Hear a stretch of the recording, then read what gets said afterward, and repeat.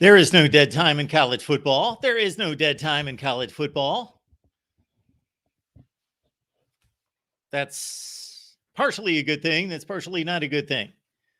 Because it's interesting. It's interesting. We get news every day now.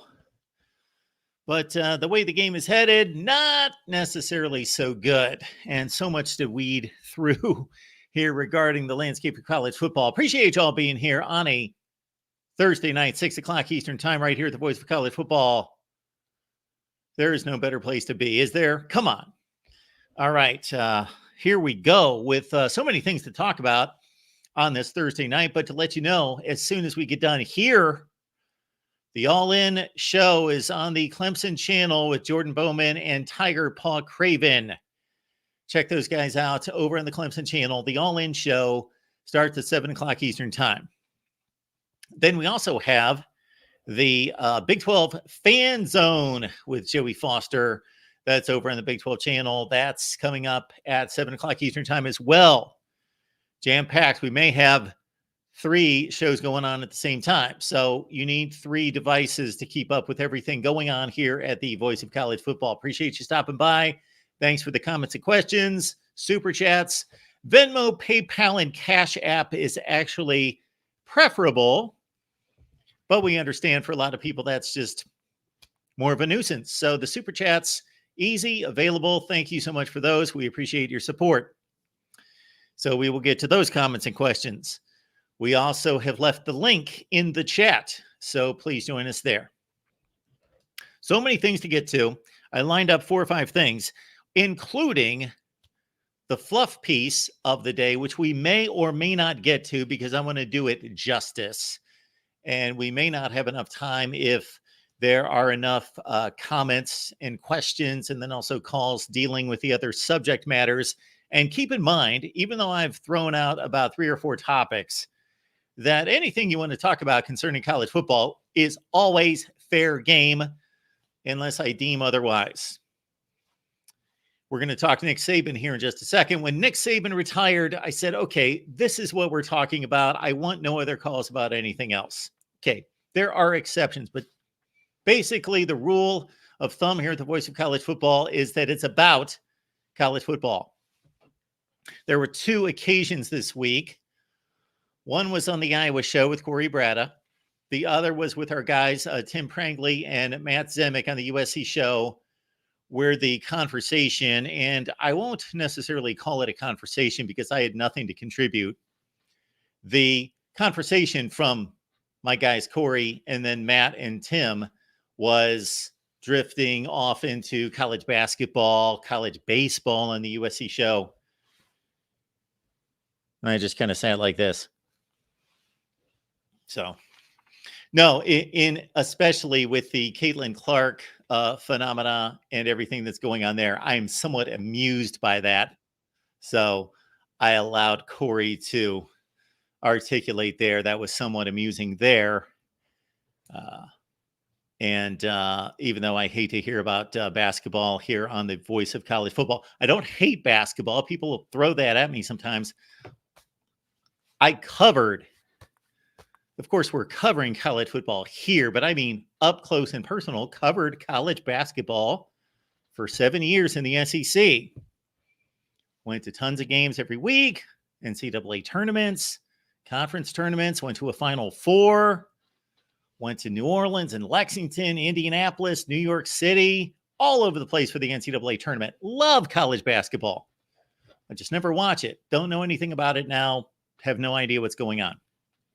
But have nothing against the sport itself. Have enjoyed thousands of hours of watching college basketball.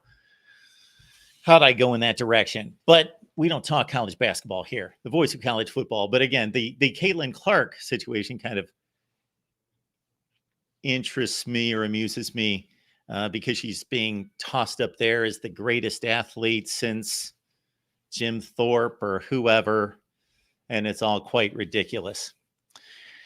And Corey's the guy that I certainly made this mention this week that I credited with letting me know, with telling me he is the person who enlightened me to the existence of Caitlin Clark. I had no idea that she existed. All right. Hopefully more people know that we exist here at the Voice of College Football than they did yesterday. And hopefully more people will know tomorrow that we exist as opposed to today. And you can help us out with that. Share the videos out on social media. Get out there on Facebook, Twitter, Reddit, Instagram, a bunch of other stuff I've never heard of, TikTok, and let people know that the Voice of College Football is going strong each and every day with all of you. As we like to say, best discussion, debate, and analysis, not because of me, because of you. All right, let's get to the stories of the day, then we'll get to the calls.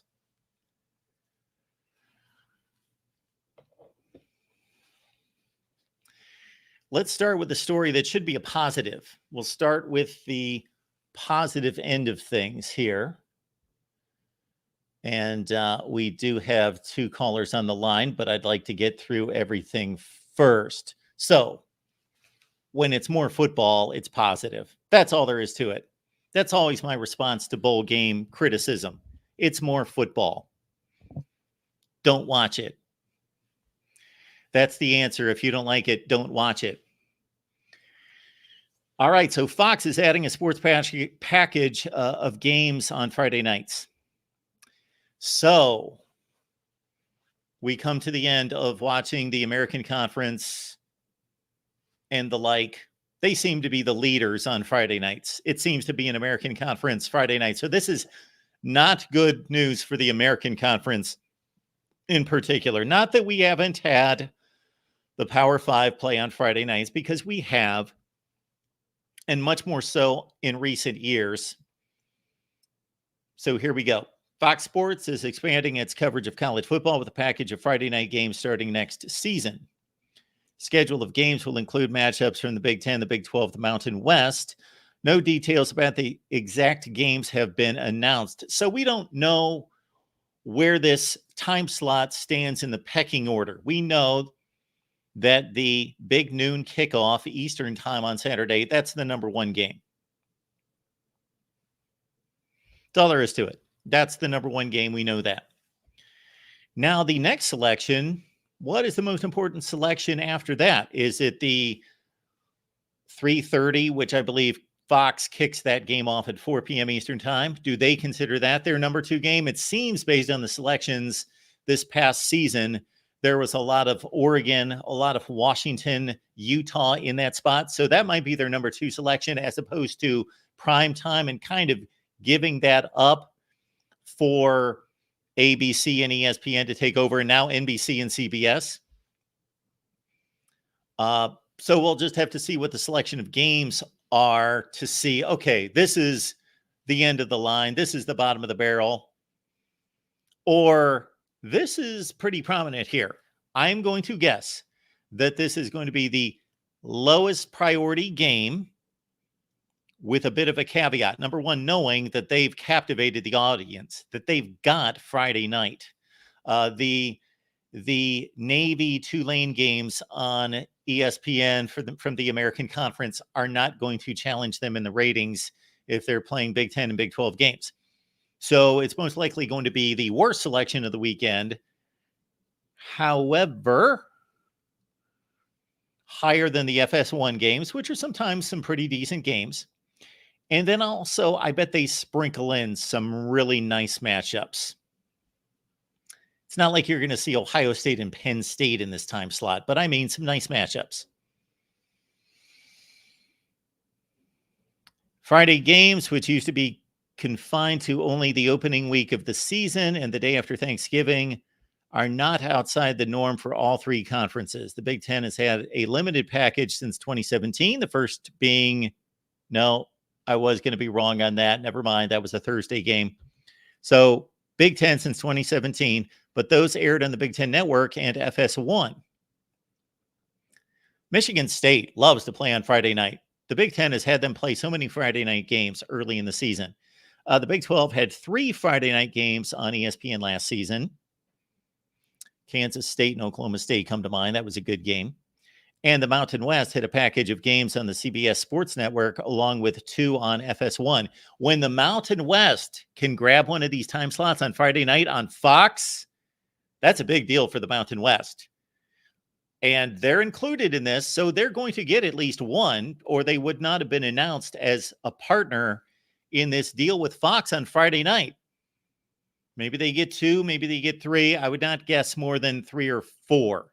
But still, that's a big deal for the Mountain West. That is a great, great coup for them right there. The college football package will air alongside Fox's other Friday night tentpole events in the fall. Of course, we're all huge fans of WWE's Friday Night SmackDown. I'm a big fan of the big SmackDown show, the big SmackDown event. I'm sure it does great ratings. I'm sure it does better than football ratings, but I've never watched 1 second of it. Don't care about fake sports. Okay, that's in September, and the Major League Baseball playoffs and World Series in October and early November, which at one time in my life used to be just like the greatest thing in the world. Oh, my word. I could sit here right now and watch playoff baseball from 1987. Oh. Okay. The move is Fox Sports' latest claim to what is considered an underutilized time slot for college football after the success of Big Noon Saturday in 2019. Last season's Big Noon Saturday package, anchored by top college football broadcast team Gus Johnson. Top college, they put this in one sentence. This is in the same sentence. Top college football broadcast. Anyway, Gus Johnson, Joel Klatt, and Jenny Taft averaged 6.7 million viewers on Fox, an 8% increase over 2022. 6.7 million average on Fox at noon. Ohio State, Michigan, 19 million. That kind of helped. Ohio State, Penn State, 10 million. That kind of helped. Michigan, Penn State, 9 million. That kind of helped. Colorado against TCU, Nebraska, and USC, all between 7 and 8 million. The Oklahoma-Cincinnati game with 2.1 million, that didn't necessarily help. When you get the big noon kickoff, Cincinnati, Oklahoma, and you get 2.1 million views, that means nobody cares, because half of those people just flip on Fox every Saturday at noon just to watch because they think it's they just assume it's Ohio State or Michigan's going to be on there, or it's going to be at least Iowa and Wisconsin or somebody. And so you know it's pretty bad that nobody cares about Cincinnati in particular when 2.1 million people watch the big noon kickoff. And that those numbers are stuck in my head because if you haven't noticed, we've done 2 series on college football TV ratings. All right, so there we go with all of that. Great stuff there. So Fox on Friday with the Big 10, the Big 12, and the Mountain West. I think there are 15 total weeks of the college football regular season. I'm going to make a guess that the Big 10 is going to get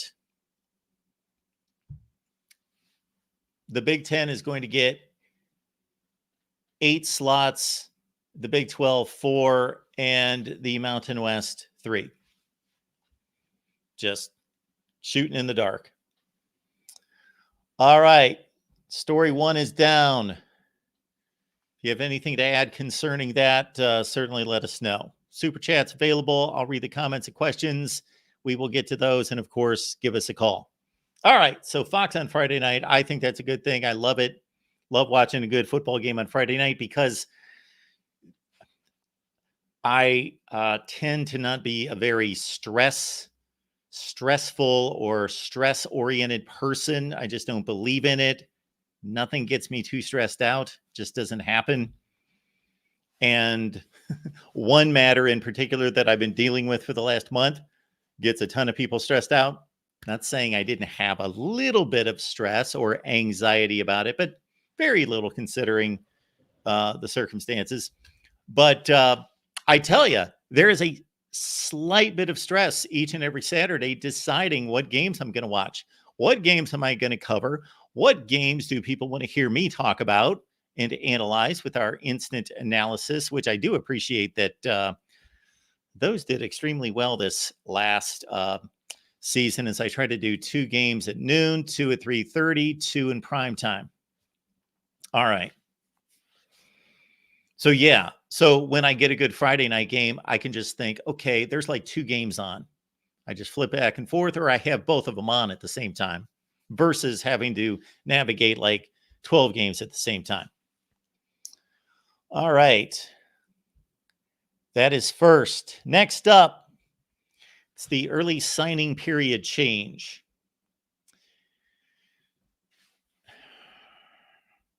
So I'm not entirely on board with this. Based on what I know, it would have to be explained. College football's early signing period will move up 3 weeks from mid-December to the week preceding conference championship games. So teams are preparing for conference championship games. So everyone who is not appearing in a conference championship game has an advantage over teams appearing in conference championship games. Don't care for that. So I only got through the first sentence and I already see something I don't like about this. Again, unless somebody can explain this to me, if the National Signing Day, which has become the National Signing Day, let's make no mistake about it, 98% of the 4 and 5 stars sign on the early signing day. If that's moved up before the conference championship games, then for the teams that, and consider this, there are flips on the final couple days, that the teams that are not preparing for conference championship games have an advantage. There's only so much time. Only so many resources can be allotted to preparing for a conference championship game and or recruiting. You have to make a decision. The Collegiate Commissioners Association, which oversees and administers the National Letter of Intent program that schools and recruits use to make verbal commitments official and binding, announced the change Friday. The start of the traditional signing period will remain on the first Wednesday of February and continue to run through April 1st. The 3-day early signing period, so it's going to be 3 days, will now start the Wednesday after Thanksgiving weekend when the major college football regular season ends. The CCA, yes, the College Commissioners Association. So that's all the college commissioners. Also said it is still considering a proposal to add a 3rd signing period for college football in June. And that could take effect in 2020. Oh, I saw somewhere else, 2024. I'd be quite surprised if they made that kind of move and surprised everyone with that. I don't think that would be real wise. So 2025. A decision will be made by this June. Maybe that's what I saw and misinterpreted. So signing day in June, signing day in December, signing day in February. If it works, I'm fine with it. They could have a signing day every month. I don't care. If whatever's best for the student athletes, first and foremost, but also the coaches. Because right now, this whole operation is not fair to the coaches, the head coach, and mostly the coaching staffs. You're preparing for a bowl game or a playoff game. You have players going to the transfer portal. You're trying to maintain your roster, keep them from the transfer portal. You've got to scout the transfer portal that's out there. And you've got National Signing Day right in the middle of all of it, the most important day on the calendar. And this is when it's all happening. I don't know. Why don't we? Because I understand. This is my understanding of why it was moved, or it was added, actually. It was not moved. There's still the February signing day. So technically moved or added. It's my understanding that the athletes were saying, I know who I'm going to sign with, so I don't need to be hounded and badgered by text messages and phone calls for another 6 weeks. I get it. I can only imagine how annoying that is. So why don't we just make it a dead period? Is that too simple? Did I fix it, or did I not think about 17 things to be considered? Just make it a dead period.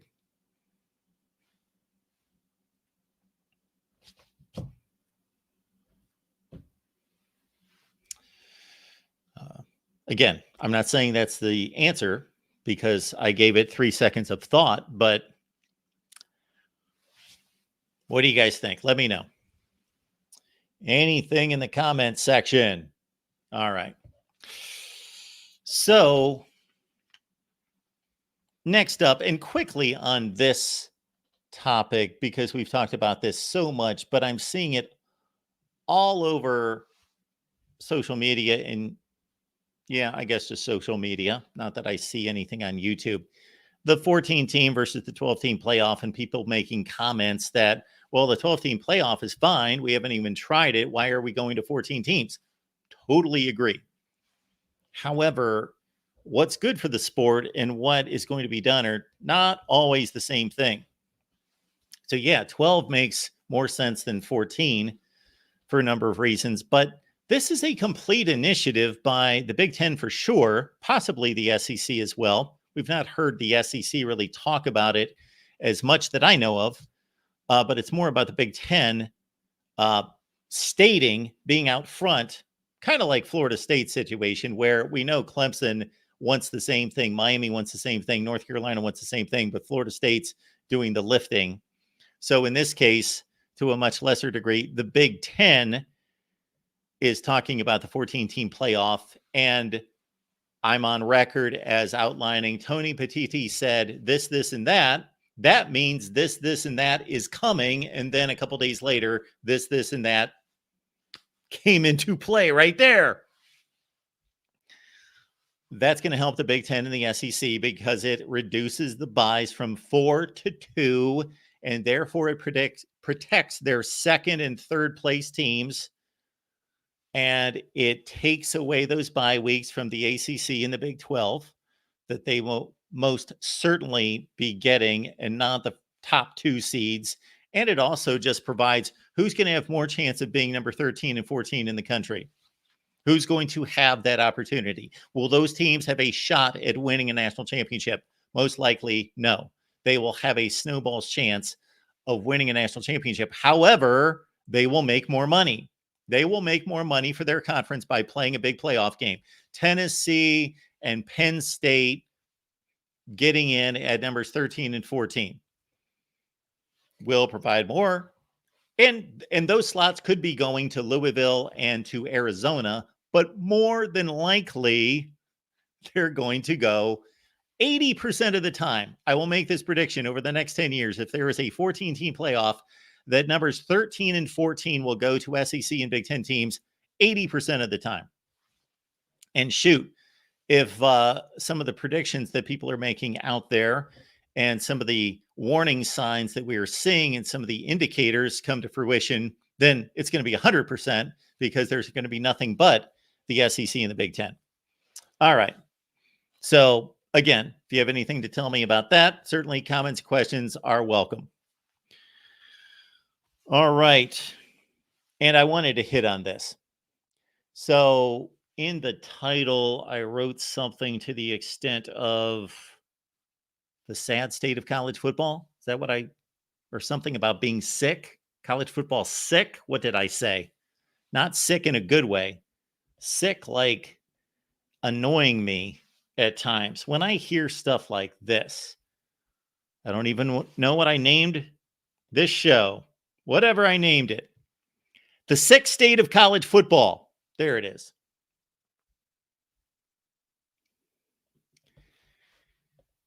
So we already knew this. We already know that the state of college football is kind of nauseating. Kind of nauseating. Yeah. So I'm going to Nick Saban's comments. Love Alabama, hate Alabama, admit this. They're not perfect. The players have not been perfect. Of course, you're always going to have issues with 100 football players. The conduct of Alabama football teams has been near or at the top of college football. Their conduct on the field, their conduct off the field.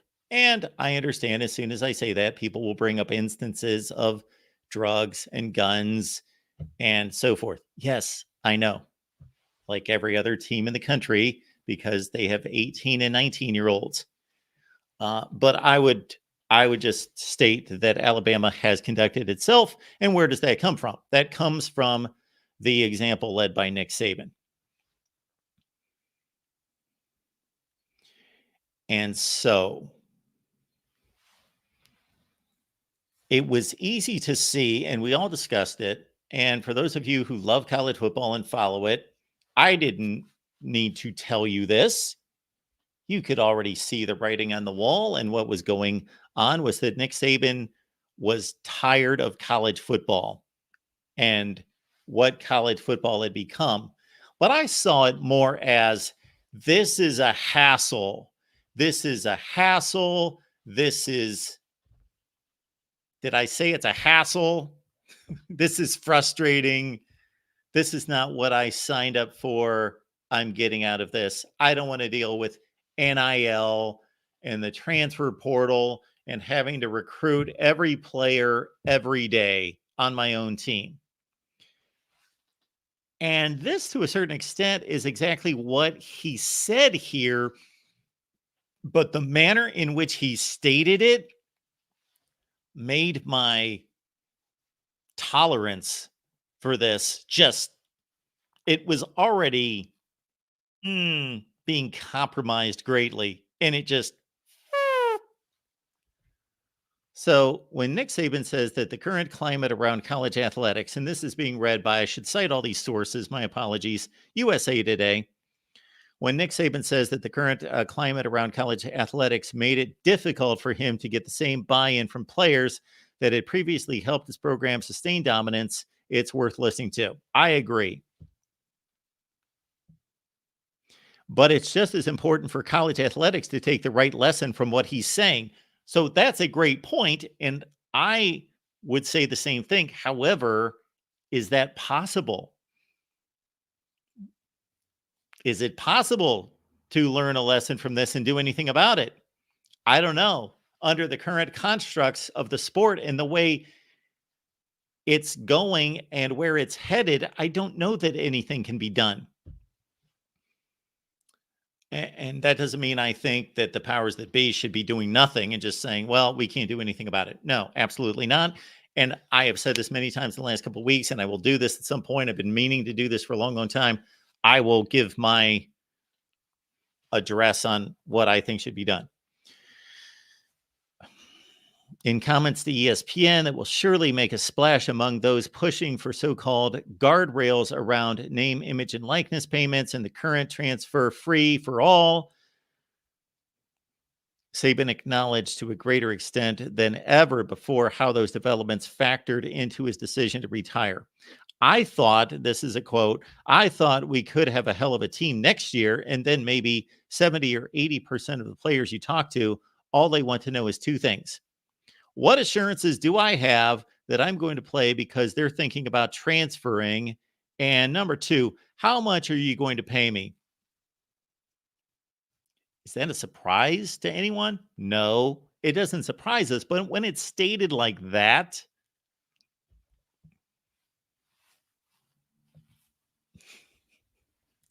it's just, yeah. Our program here was always built on how much value can we create for your future and your personal development, academic success, and graduating and developing an NFL career on the field. I am not going to name this person. This is a person that I know, but there is a person that I know who has built a career, and this is a young person, and they have basically, knowing that if they invest the time, the effort, the training, and get really good at what they do, then they will benefit. They leave it in the hands of God. And not that you're not a smart businessman or you let yourself be trampled upon, but you do the right things first. You say, I'm going to work extra. I'm going to work overtime. I'm sometimes maybe not going to get paid for. I'm going to do all these things. I'm going to get extra training that's not required. I'm going to do all these things to be better. And I'm going to put myself in a position of value. And then I'll be able to demand. I'm not talking about myself, but I will say about myself, I've had that approach to various jobs. And then 5 years later, 10 years later, I'm in a position where I can kind of call the shots in terms of my schedule and certain projects I get to work. And because you put the investment in first, you show that you are dedicated, that you work hard.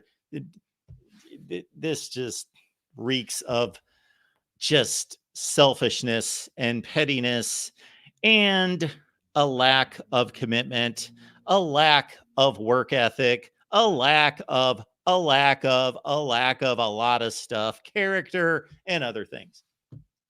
And I don't blame these individuals necessarily. It's like when I see the 5-year-old throwing a fit in the middle of Walmart, I don't blame the 5-year-old. I blame their parents. Saban says, quote, so I'm saying to myself, maybe this does not work anymore, that the goals and aspirations are just different, and that it's all about how much money I could make as a college player. I'm not saying that's bad. I'm not saying it's wrong. I'm just saying that's never been what we were all about, and it's not why we had success through the years.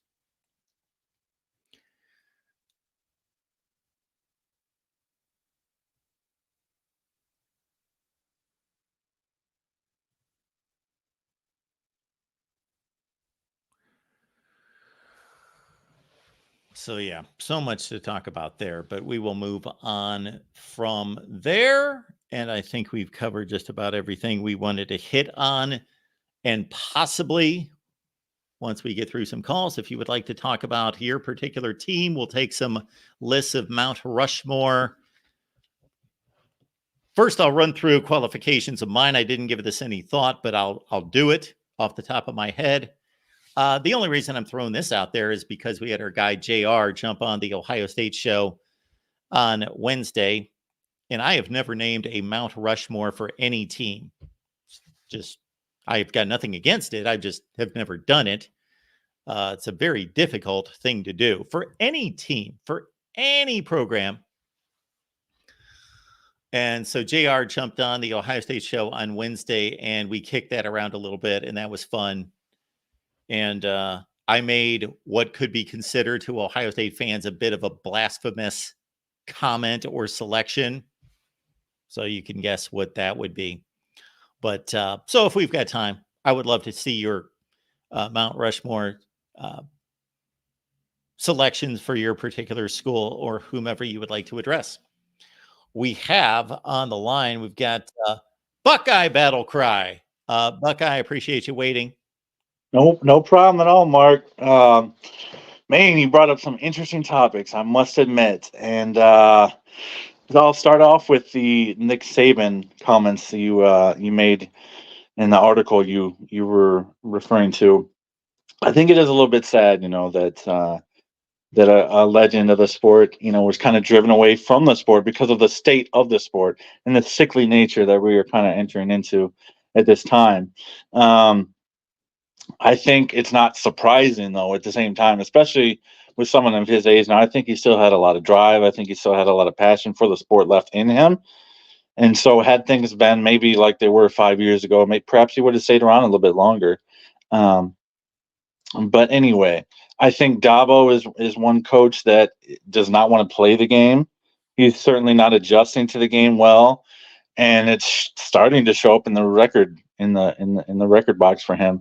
And I think he's one that will not bend to it. And maybe, I know a lot of people kind of view him as fake or whatever, his persona or whatever, but maybe it's because he wants to really pour into these men and he wants to instill in them values, kind of like Saban I was talking about in the article you reference, and how he just doesn't want to play that game anymore, and he's not going to go into the portal. He's not going to go into NIL deep dealings, And I think Clemson's run's probably going to come to a very screeching halt pretty soon. I would imagine so.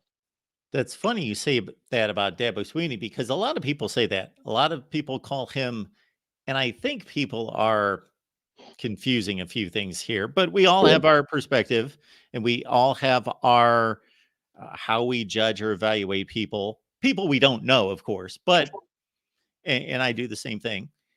I think he's my favorite coach. He's my Okay, favorite coach in the country. I usually don't excellent. call favorites, but he's my favorite. I think he's the most authentic.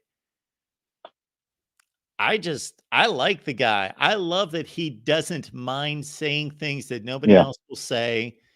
He says whatever and it's not like it's not well thought out. Now there are knuckleheads that just spew nonsense or yeah, say things just off the no, it's well thought out. It's what he it is. believes. It is what he believes, and probably a lot of people just there's some people in the country though, just as soon as Christianity is mentioned or whatever, they're kind of they go off to a skew and a radical view of that or whatever and whatnot. But I think he is somewhat genuine. Yeah, I'd say he's a pretty genuine guy. I'm with you. And so maybe we're we're against the grain there in that. And he is definitely against the grain himself for sure. I think he only does that when he's asked a question that he has to give an honest answer Hmm. as to why do you do this? Why don't you do that? What is your belief about this? And so then if that is part of the answer, then he gives it. He doesn't initiate those comments about his faith that I've Right. seen. No, I haven't seen that much either. Yeah, But if he's agreed. asked about it, then he gives the answer. Agreed. Moving on to One your other thing, real quick, yeah, go Buckeye for it. Battle Cry, that I had never considered. But in terms of these players, Saban said it here, wanting to know how much am I going to make next year? I never go for the socialist response. Sorry, any socialists out there. I am anti socialism because I bleed red, white, and blue. Um, but maybe if you pay everybody the same amount of money, Mm, but no players are asking how much can I make here versus make there. If, set amount. if college football becomes incorporated, everybody makes $80,000 a year everywhere. I think the wide receiver divas would have a problem with that. But yeah, no, I think there'll be a lot of jockeying for position in that. But who knows what's coming down the tracks, It's a six-state kind of we're in with college football for sure. Um, Moving on to your Fox College Football Friday, I'm not surprised they're doing it because you mentioned that the noon slot before 2019 was a pretty dead slot, a pretty boring slot. Unless your team was playing, unless the Buckeyes were playing, I wouldn't. The majority of College Football Nation was not tuning in before 2019 at noon. They're off at their kids' soccer games or whatever, except for the diehards from that watch from 12 to 2:30, Yeah. in the morning. Now I'm kind of a sicko I too. always I was thought tuning in. ESPN and I admit ABC I had tuned into good games Maction. at noon. I love Maction, but I think you nailed it. I think you'll see some incremental matchups that are decent, and then you'll see some bigger matchups dropped in. Maybe like a Wisconsin Minnesota rivalry game dropped in on a Friday night and might get more viewers potentially. Yeah. Maybe that in that rivalry, maybe you see Illinois Northwestern or Indiana Purdue or whatever the case may be. I think you'll see some bigger quote unquote Wisconsin Minnesota matchups tossed in there as well. They're not just going to throw games on that nobody besides you and I, the sickos, will want to tune into. And maybe they opt for, instead of USC and Minnesota getting buried on a Saturday, that this is Sure. kind of an intriguing game because they've never New played. matchup. Yep. Oh, it's a new matchup. Yeah. Even though it's not like the biggest game of the week or anything, it's just a new matchup and it's interesting. So Yeah. Oregon and Iowa will throw them on a Friday. Right. Right. And I'm fully in agreement. You're not going to see an Ohio State, Michigan ever drop to that. You're not going to see Oregon versus Ohio State or Michigan versus USC dropped into that slot. No. But you'll find some intriguing matchups from time to time, I would imagine. So Yeah. so that'll be cool, man. I mean, I typically fill my Friday evenings with activities and social activities, but doggone it, I have an addiction, and it's college football. And so maybe I'll rearrange some plans on Friday evenings when it comes around to it. Also, before I get to my Mount Rushmore, I wanted to mention the playoffs that you mentioned, the 14 team playoffs. Now, I personally, this is just my view, this is my opinion. I think by 2030 it'll go to 16 team playoffs. Now I think the Big Ten might push back against that a little bit, and the SEC might push back against that because in the 16 format there wouldn't be any buys unless I'm mistaken. And that's why they're pushing for 14 as opposed to 16. But I think there's just so much money at stake. I think there is an incentive to go to 14 as opposed to 16 because of the buy for the top two teams. But I think when you just continue to add up the amount of money that can be made from these matchups, I think we'll move to 16 by 2030 without question. So that's just my prediction. Not a prophet. I've definitely been wrong before.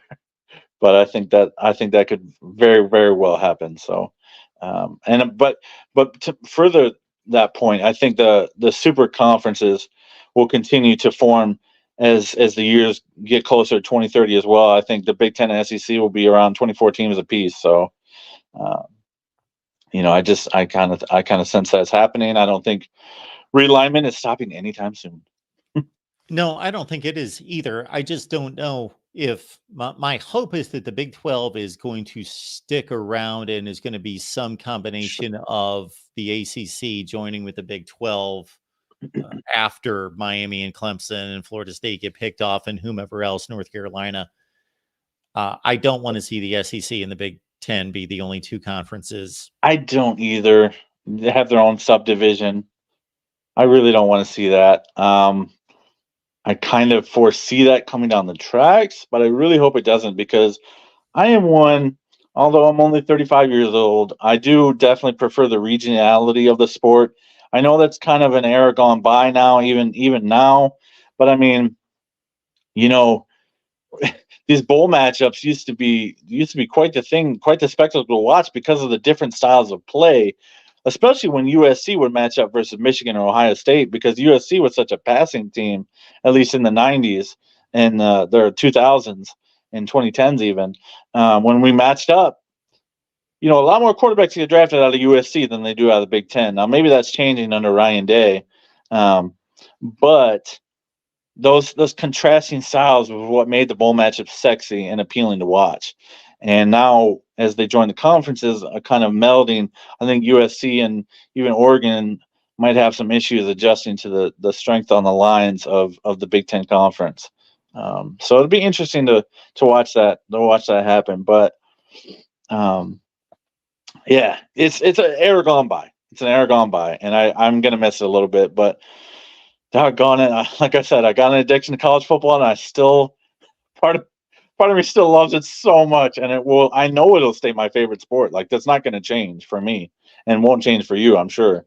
Well, from the time the games kick off on whatever that Thursday night is, week 1, through the national championship game, in a sense, we can kind of forget about all this other mess. We sure can, and we definitely can on Saturday at noon until the end of the day.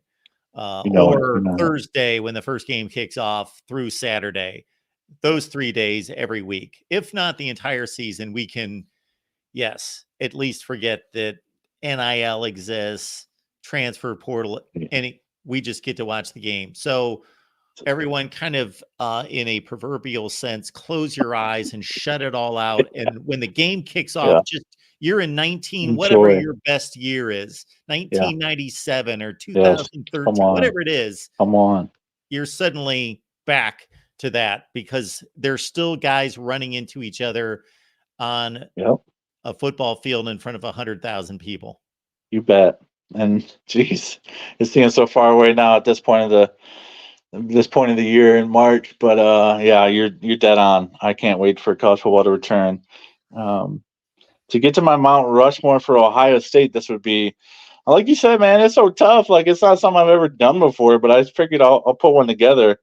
I think the greatest offensive lineman to ever come through Ohio State, and this might even be debated, because John Hicks was a Heisman finalist as well. But I would put Orlando Pace. He's just that dominant. I didn't have the pleasure of seeing John Hicks play. I'm sure he was a monster as well, blocking for Archie. But I think Orlando Pace, what he did at Ohio State, it's not really equaled per se.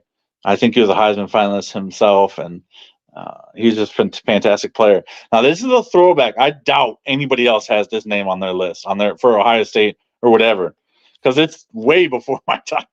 How about Chick Harley? He's the first player to put Ohio State really on the map, the first Wolverine Slayer. What do you think about that selection there? Chick Harley going way back. Like I said, we did this on our Ohio State show, Mm-hmm. and Tony Gerdeman had Chick Harley on his Mount Rushmore. Come on, Tony G. He did. Yes. He did. Excellent. Well, like I said, he was the first player to get Ohio State over the Michigan hump. And I think that, to me, living in Michigan, that holds utmost importance for me. He was the first Wolverine Slayer.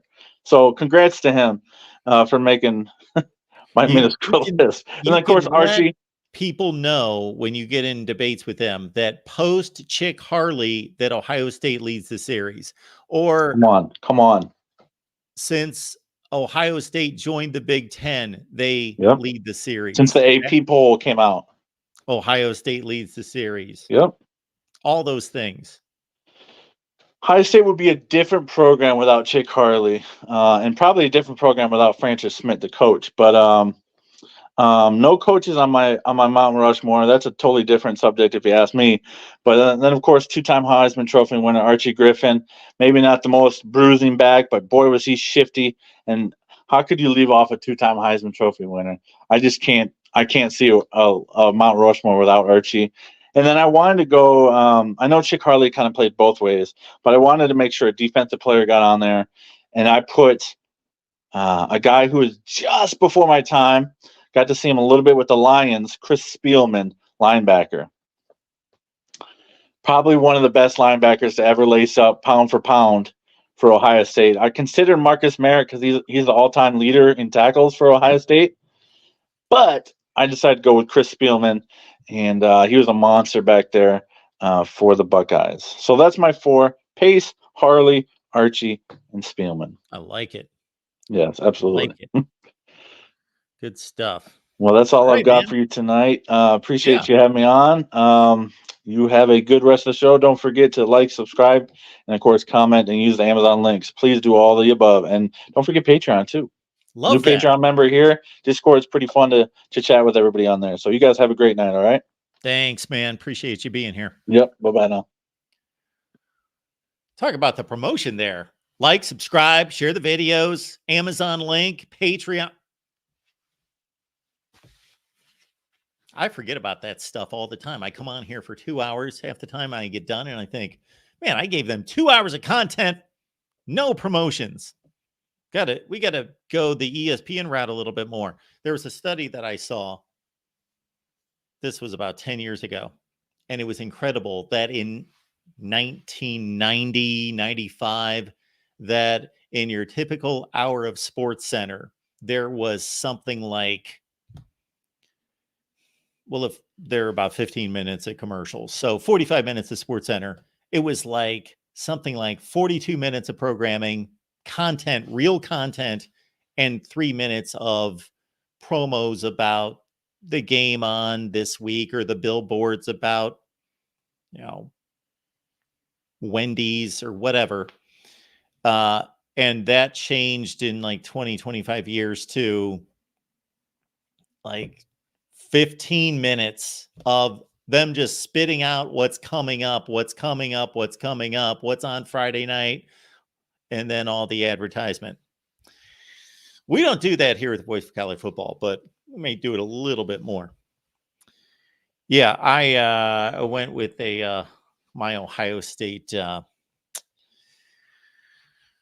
Mount Rushmore, but I just spit it out. It was quick, so I'm not holding myself to it. And I'm also going to say that I left somebody off there that nobody could imagine. All right, Matthew's on the line. Matthew, what's going on?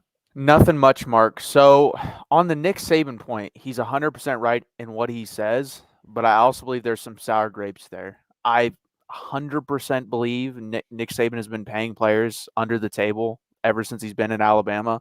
It's just now it's out in the open and everyone can do it. So now he has sour grapes with it. That's my opinion.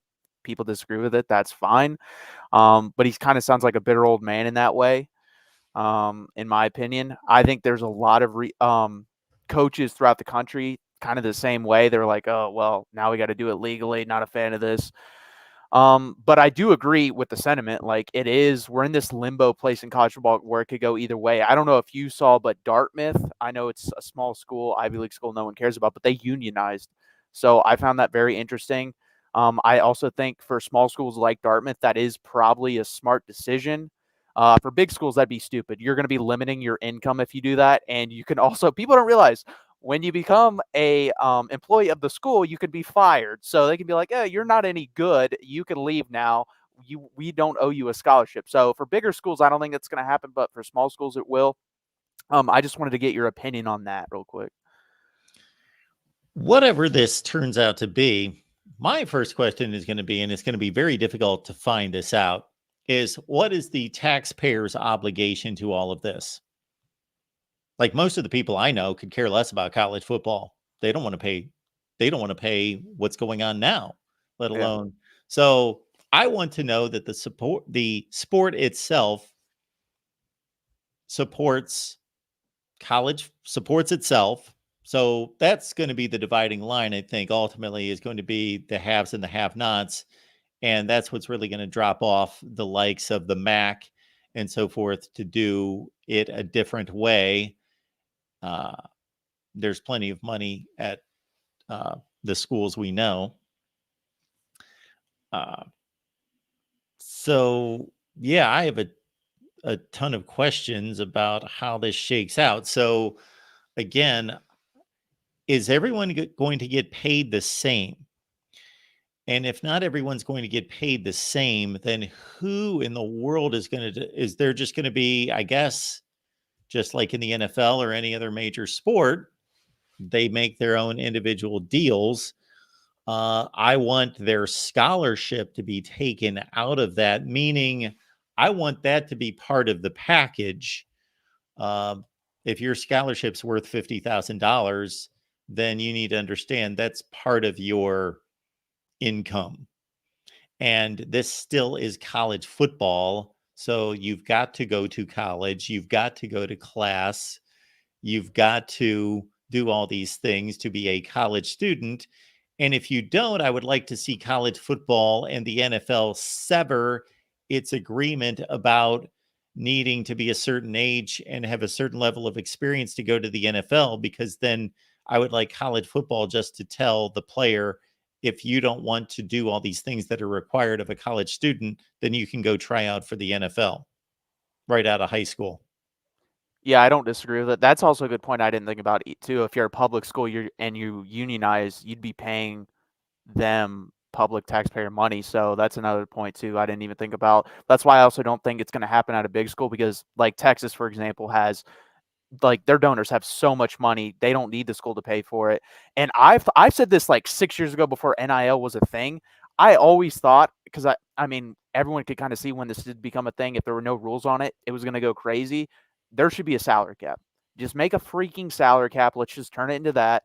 And then based on that, you can recruit and it's a more even playing field. Whereas now, like Alabama, Texas A&M, those schools, if they're going to bid, are going to outbid everybody if they really want them, period. If they want to recruit and they really want to recruit, they're getting that recruit if it's based on money. So if you put a salary cap into place, I think that evens the playing field a little bit more for those like mid-tier schools like a Kentucky. I've seen them in the chat, Iowa, not the upper tier, upper echelon schools. I don't know, and I'm not a lawyer to know this or the legalities around it, but I would guess that not able to implement a salary cap unless it's incorporated. Like, you can't just arbitrarily make a salary cap. And again, this in my mind would be separate from the NIL money that is unlimited. That if, regardless of what people think of it, if Texas can collect $1 billion, then the players are going to make that much money. And I'm all for it.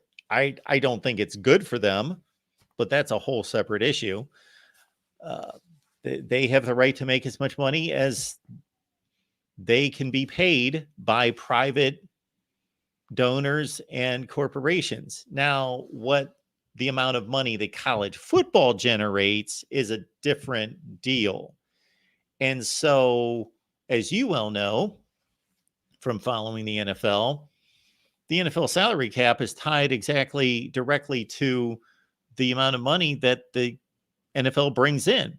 Yeah. So the salary cap goes up in equal percentage or in relation to the increase in revenue. And if the revenue would ever go down, I'm guessing it's in the CBA that maybe it wouldn't initially, maybe there's some kind of buffer or protective clause in there. But then at some point, if the NFL made less money, then the players' salary cap would go down. It's directly related to, it's basically stating this is a business. And so this amount of money needs to be dedicated to this, and this much amount of money for us to be solvent and to do business. Therefore, 72% or whatever the figure is of our revenue goes to player salaries. And so if we make $1 billion, they get this number. If we make $1.2 billion next year, then they get more. And it's directly related to the bottom line. Yeah, I mean, I think the NFL salary cap actually just went up like the highest it's ever gone up this year. So, and college football is the number 2 sport in America. Like, it's not really close. Like, if it was broken down, it would be them, and then I think third is the NBA, close with baseball. I'm not sure. So the next point that comes to mind with that might be a sticking point would be, in the NFL, sure, are the Dallas Cowboys more popular than the Jacksonville Jaguars? Yes, but it's very close by and large, team to team. If the San Diego Chargers and the Houston Texans are playing in the AFC Championship game, nobody cares. Everybody's watching the AFC Championship game. It doesn't have to be the 2 most popular teams. So there's not really a argument for this team drives the bottom line or these 5 teams. But in college football, if you're going to put a salary cap in play in Texas and Alabama and Ohio State and a few others say, hey, wait a minute, people watch us play on TV. We make the money. We should get more of the money to pay the players. Yeah. No, that's true. And I mean, let's be honest here. There's a 4-letter organization that created all this mess. If they would have had the foresight to see what was coming, which everyone else saw, they could have nipped this in bud, but they're stupid. They never have. They've been a useless organization basically after, I don't know, the first 20 to 30 years they existed. Once their motive was never about protecting the players, they were useless and should have been away then. And that was a long time ago that they stopped caring about that, because if they cared about that, they wouldn't have allowed the playoff. They wouldn't have allowed conference championship games. They wouldn't have allowed any of this, because guess what? More games means more injuries, means more players hurt. So you don't care about player safety. I hate the NCAA. I think everyone that watches any college sports hates the NCAA. So I'm glad they'll be gone. So I did want to transition this because I don't know how much like combine or any of that stuff you watch, Mark. But I did want to talk about like the QB rankings real quick. And I just want to get your quick opinion on if you had to bet on who's going to be the best guy out of these guys I name and who's going to be the worst, who would it be? So it's the top 6 are Caleb Williams, Drake May, Jaden Daniels, Bo Nix, JJ McCarthy, and Michael Penix in that order. I'm getting this from Daniel Jeremiah, who in my opinion is the best draft analyst. Who would you bet on to be the worst and the best out of those 6? The best. I don't think it's a slam dunk, but I'm still going to go with Caleb Williams. And the worst is, wow, I think the worst might actually be Michael Penix. Okay. I disagree on the worst because I'm actually pretty high on Michael Penix. I think Bo Nix. I think Bo Nix is Oh, I didn't hear Bo Nix. Anyway, who's I that? heard Penix, McCarthy, Daniels, Williams, and Drake May. And I had Bo Nix in there too. Yeah. Yeah, I'd agree with that. Okay. I think he's a screen merchant. I don't think his style of play translates to the NFL at all. I agree. And I think Michael Penix, and McCarthy, honestly, to me, if they go to the right situation, McCarthy can make me eat my words. But the problem is with where he's getting drafted right now, I'm a Broncos fan. I keep seeing him mocked to us. That is now a good pick for where this franchise is at. Like, if you could go to the Vikings and sit behind Kirk Cousins, great pick. If you go to the Rams, sit behind Matthew Stafford, great pick. Same thing with Michael Penix. I think if he can sit a year, I think he can be the best guy in this draft class because I think he's the best pure passer out of the group. And then we'll go to the wide receivers. Obviously, Marvin Harrison Jr., number 1. Roma Dunze, number 2. Malik Neighbors, number 3. Brian Thomas, number 4. A.D. Mitchell, number 5.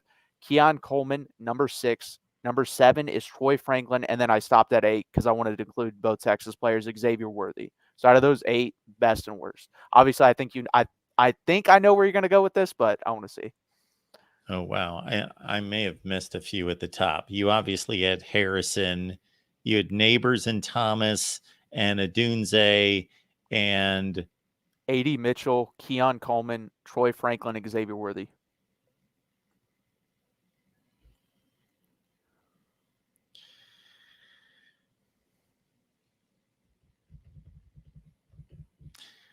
I'll say that,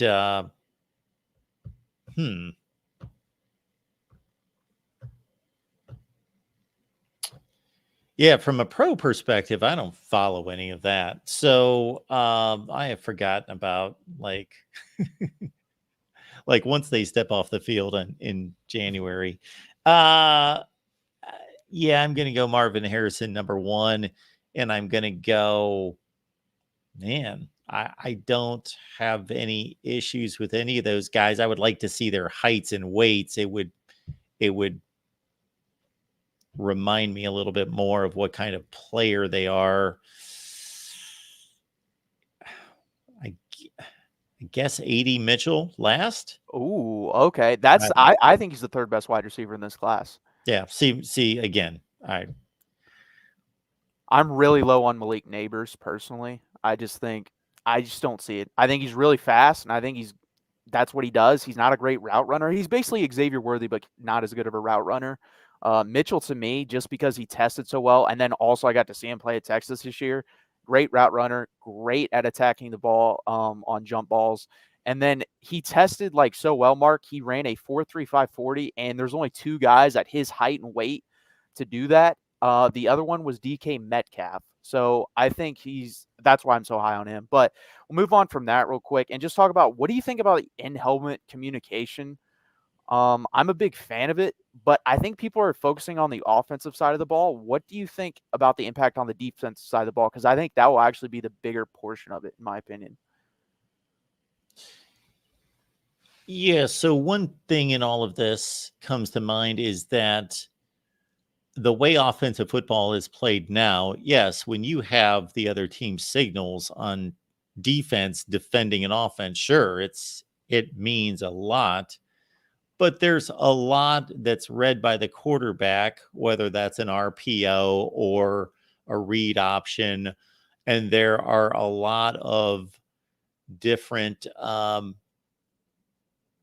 portions of routes that are determined by the quarterback at the line, determined by the wide receiver en route. So there's a lot of variance to the plays, more so than there used to be. Not just we're running a play, here's the play. It's based on what we see. So yeah,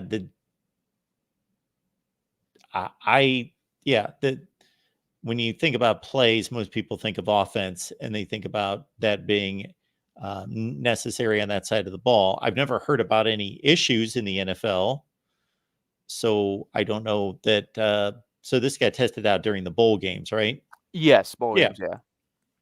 So I didn't hear any backlash of it being a negative. So if it's just an expense, then take that out of the players' salaries, and there you go. I think it's something that we just went through a controversy where a particular coach, well, maybe two and maybe more, we'll find out eventually, were cheating.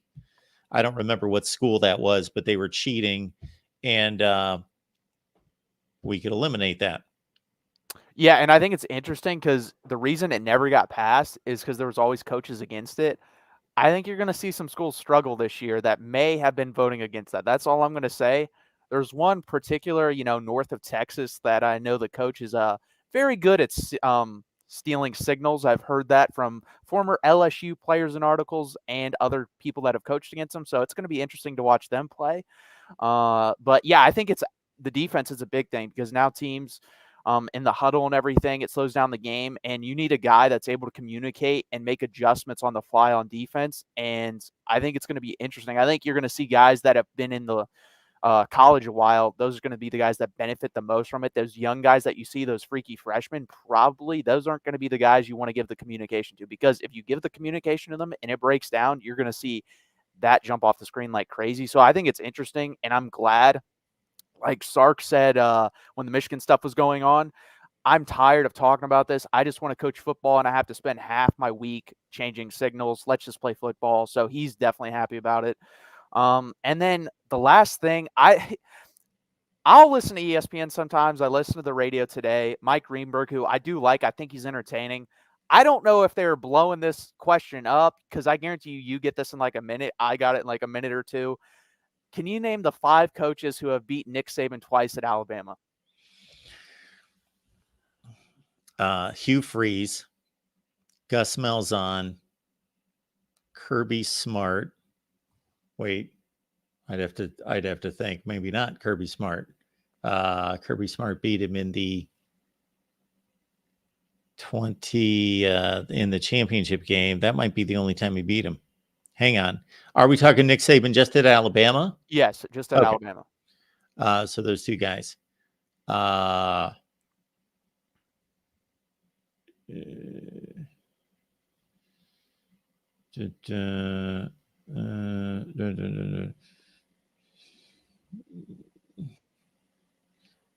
Alabama, who else? Les Miles, I would guess. Yeah, I know he beat him in. Okay, yeah. Dabo beat him twice. Am I 4 for 4? You are. Okay, one more. Who am I missing? Not someone. Who'd he lose to in 13? I got Malzahn. Urban Meyer. Yep, those were the 5. Yeah, it took them like 7 minutes, and I was like, okay, not that hard. They kept questioning Gus Malzahn. One of the guys didn't even know if Gus Malzahn was the coach at certain points. Like, he thought Gus Malzahn was the coach when Gene Chizik was there. And no, but Gus Malzahn is the only guy to beat Nick Saban 3 times at Alabama. 3 times. Yeah, 3 and 5, I believe his record was. Yeah. I think he was 3 and 4. Then he lost his last one. Who was the guy with Greenberg? Oh my God, I've honestly never heard of him. Like I said, I barely listen to him anymore. It was just another guy that's a general sports guy. Yeah, but I don't think that was that hard of a question. Like, to me, because he's only lost so many games, it should be an easy question. Like, if it's a guy that's lost 70 games and you're having to name the coaches, that's fine. But I mean, the only one that I would have been, forgetful about maybe is Les Miles. But I mean, he was there when he basically had Nick Saban's players, and he beat him with Nick Saban's players. That's why he beat him.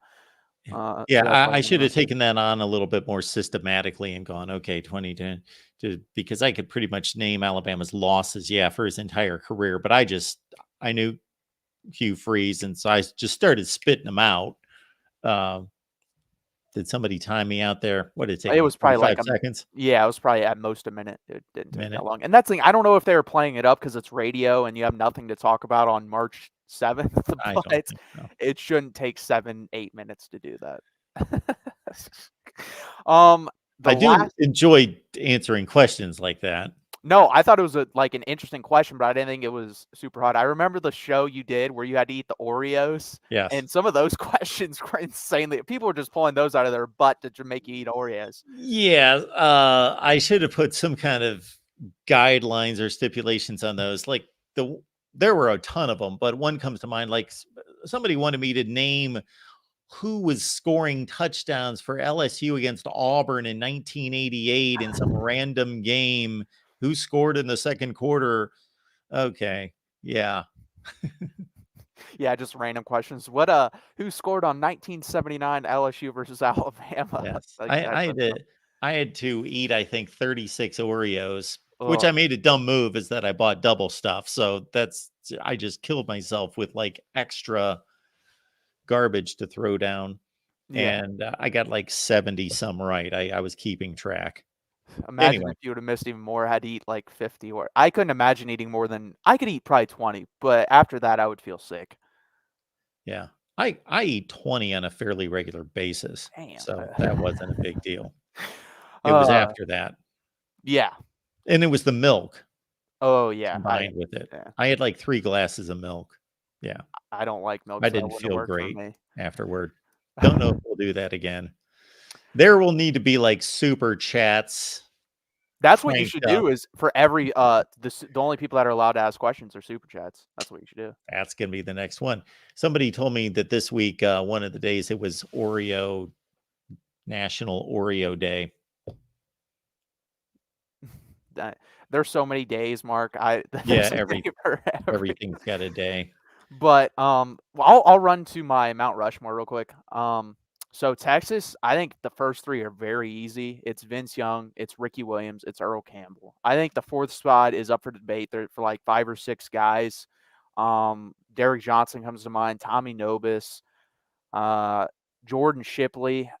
And honestly, that's who I'm going to go with. I think I'm going to throw a wide receiver on there. I think Jordan Shipley's the best wide receiver in Texas history. He's my fourth guy. And are you going to say Roy Williams? Because I know people would disagree with that. Sure.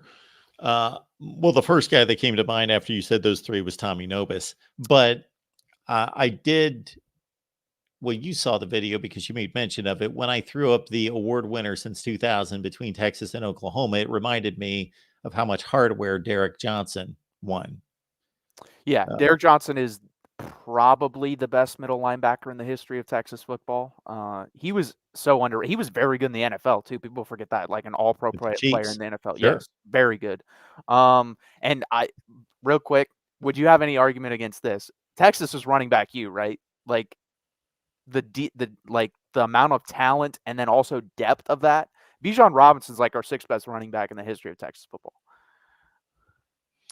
The first school that comes to mind when I think running back you, and I can't really make these discussions in the moment because I want to be accurate. So I'd have to go back and sit and look at it.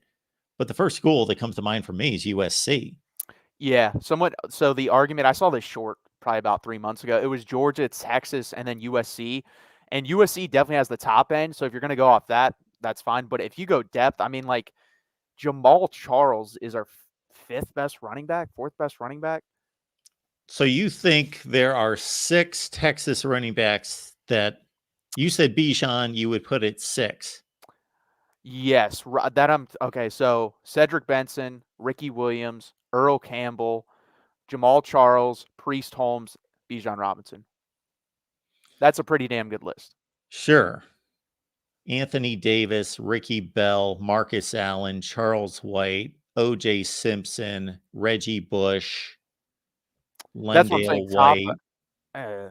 I would say once you get past like 3, I would take the bottom half of Texas. But I think USC's top end is Really? very good.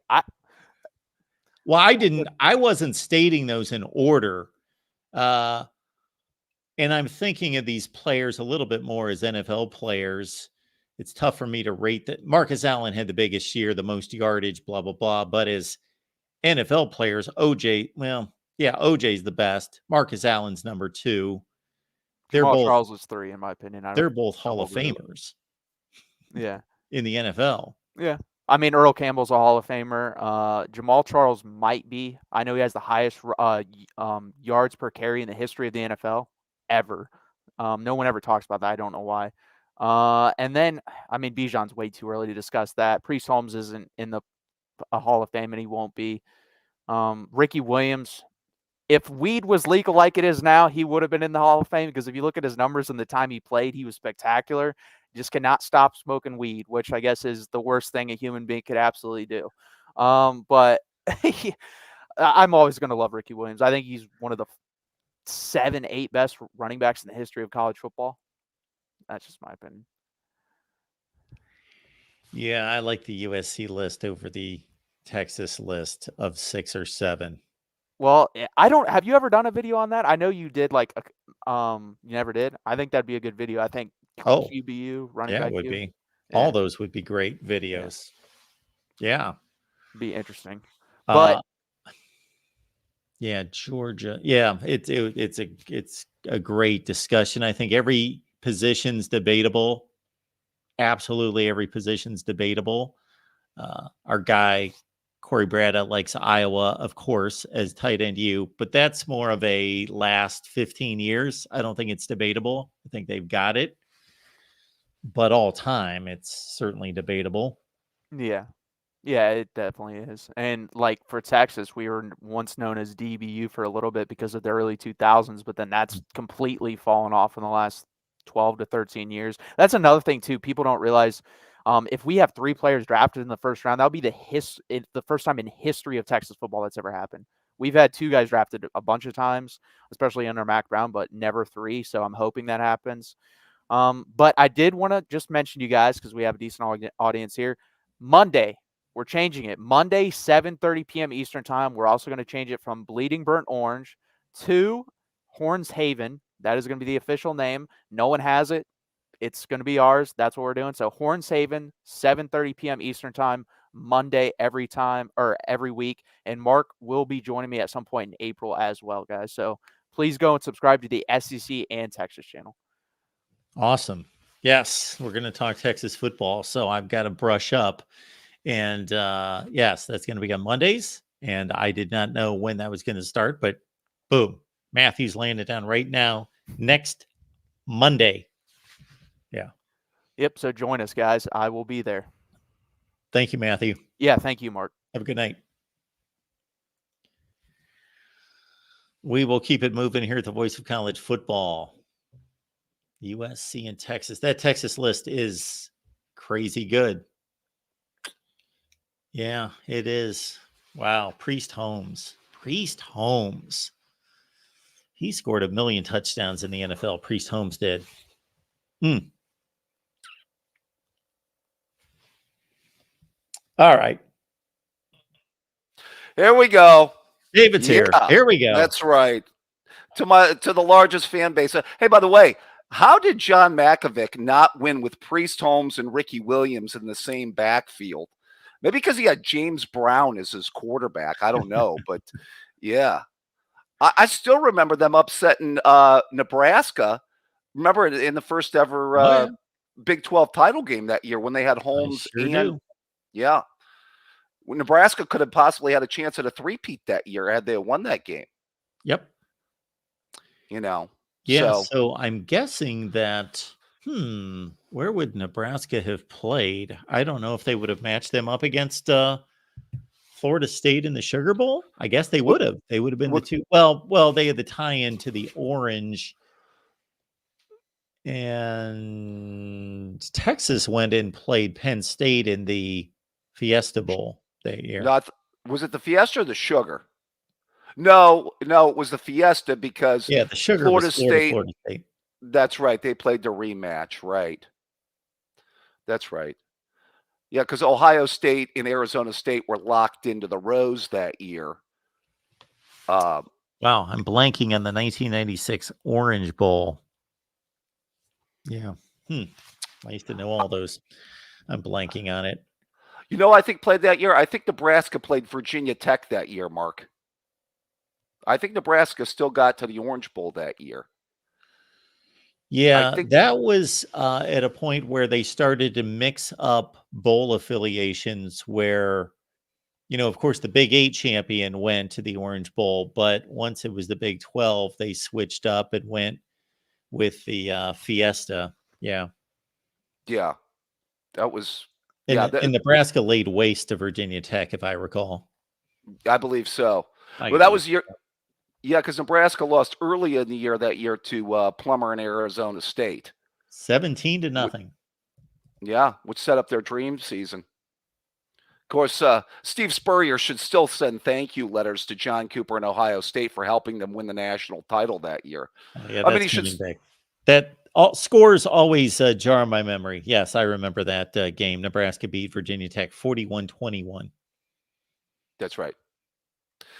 Yeah, I wanted, but by the way, I wanted to chime in with something here, Mark. I'm hearing a lot of this JJ McCarthy love, and I realize your largest fan base is smitten with McCarthy for basically being a game manager type quarterback and helping them win. Him throwing for his 125 yards a game is just astounding. I know, and makes for a generational quarterback, a term that's by the way being thrown around way too loosely nowadays. By the way, and and I know he's probably they're saying the best quarterback of the modern era for the team up north. Of course, that's like being named the valedictorian of summer school. It doesn't necessarily carry with it a whole lot of merit. But I mean, do you see this guy translating over to the NFL? Because I just don't see this guy as anything more than a clipboard quarterback.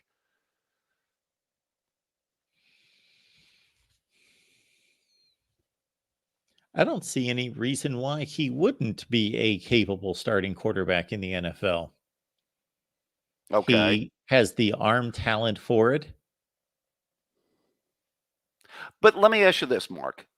If you look at how he performed against the best competition Yeah. that he played against, how well statistically did he play in those games? Penn State, Ohio State, Alabama, and then Washington. How well statistically did he play in those Well, if games? I want to grade him on how well he played in those games, well, the Penn State game would be almost an incomplete, but based on Right. what he was given to do, gets an A+. Well, that's what but I'm saying though, He threw usually 8 passes. okay, but that's also proof that you don't have enough of a sample size to judge him on how well he's going to do against competition that he's going to see that's closest to NFL talent at the next level. That's what I'm saying. I don't know. If we put the Ohio State tape in, that would look pretty impressive, even though he only threw 20 passes in that game. He threw for He like looked good to me. 140 yards and I threw don't some care how many passes yards. to He the. only threw the ball 20 times. Well, he threw some nice passes to tight ends, Mark. I mean, was there a whole They lot of were tight? open. Well, okay. He went Yeah, 16 of 20. Like, what do you expect him to do?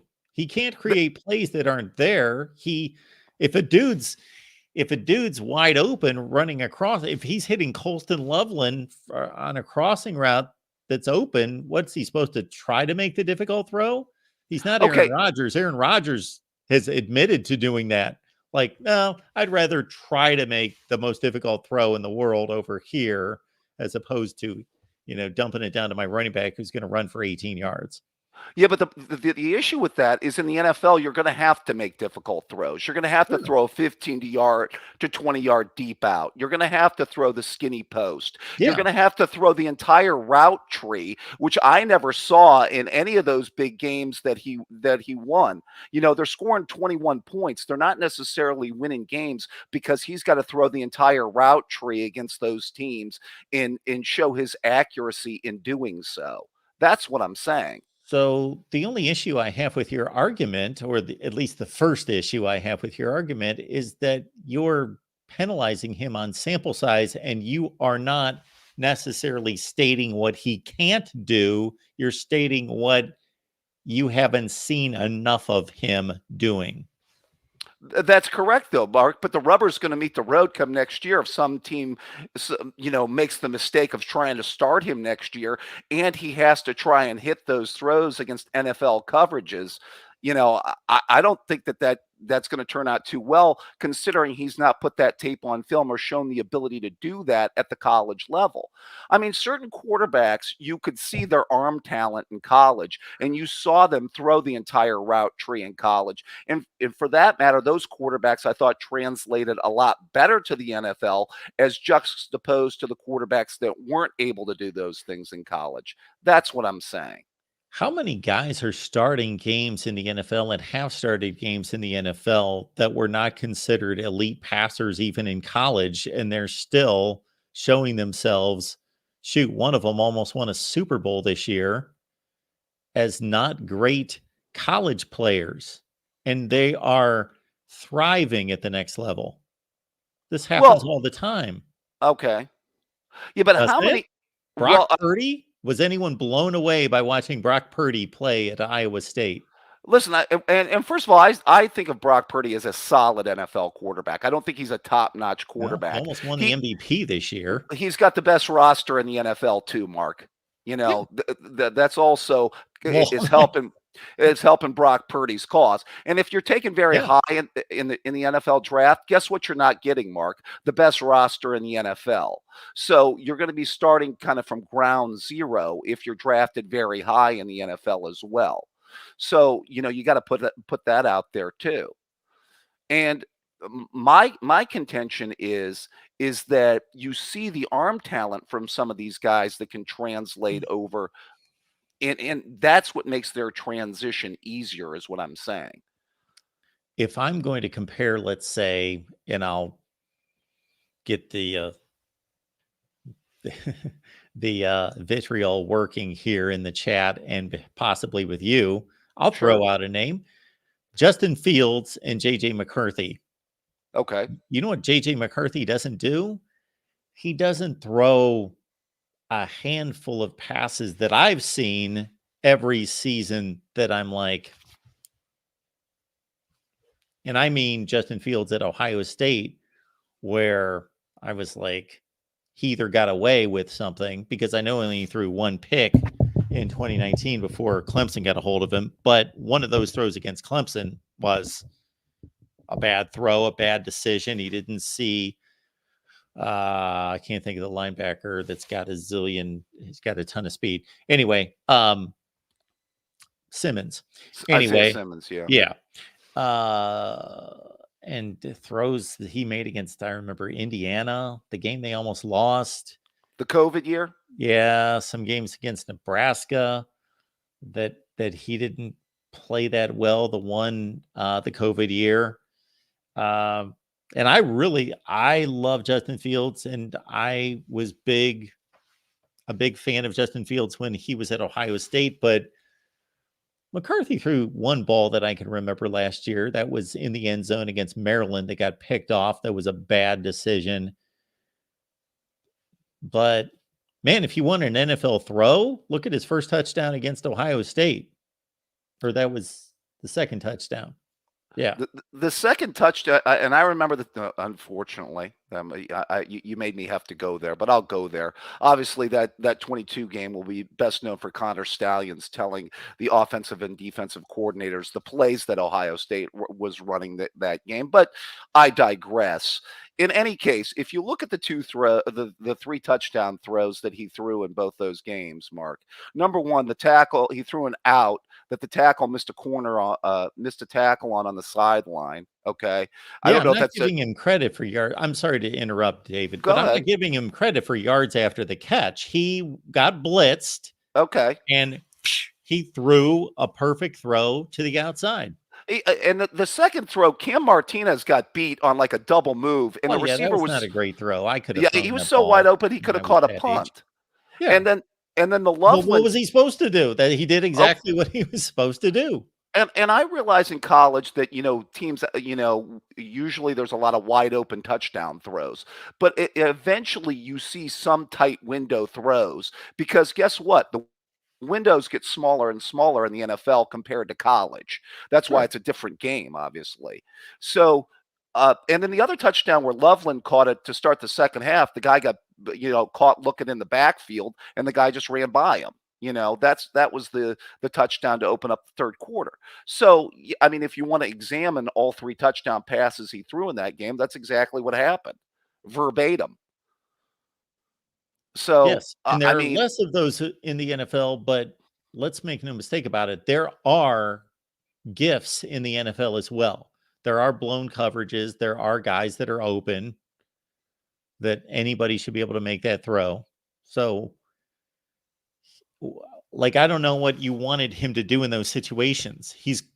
He had the presence to be able to recognize this dude is the guy to throw it to. I'm not going to make it difficult on myself. I'm going to make the obvious throw.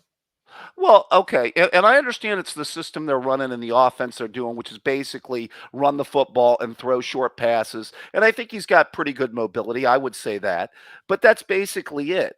And my point that I'm making is that I would still, if you don't see those sample size of throws in college, I would be hesitant as an NFL general manager to know that he could do that in the next level when you have to throw all the different routes on the route tree and you have to be able to make tight window throws.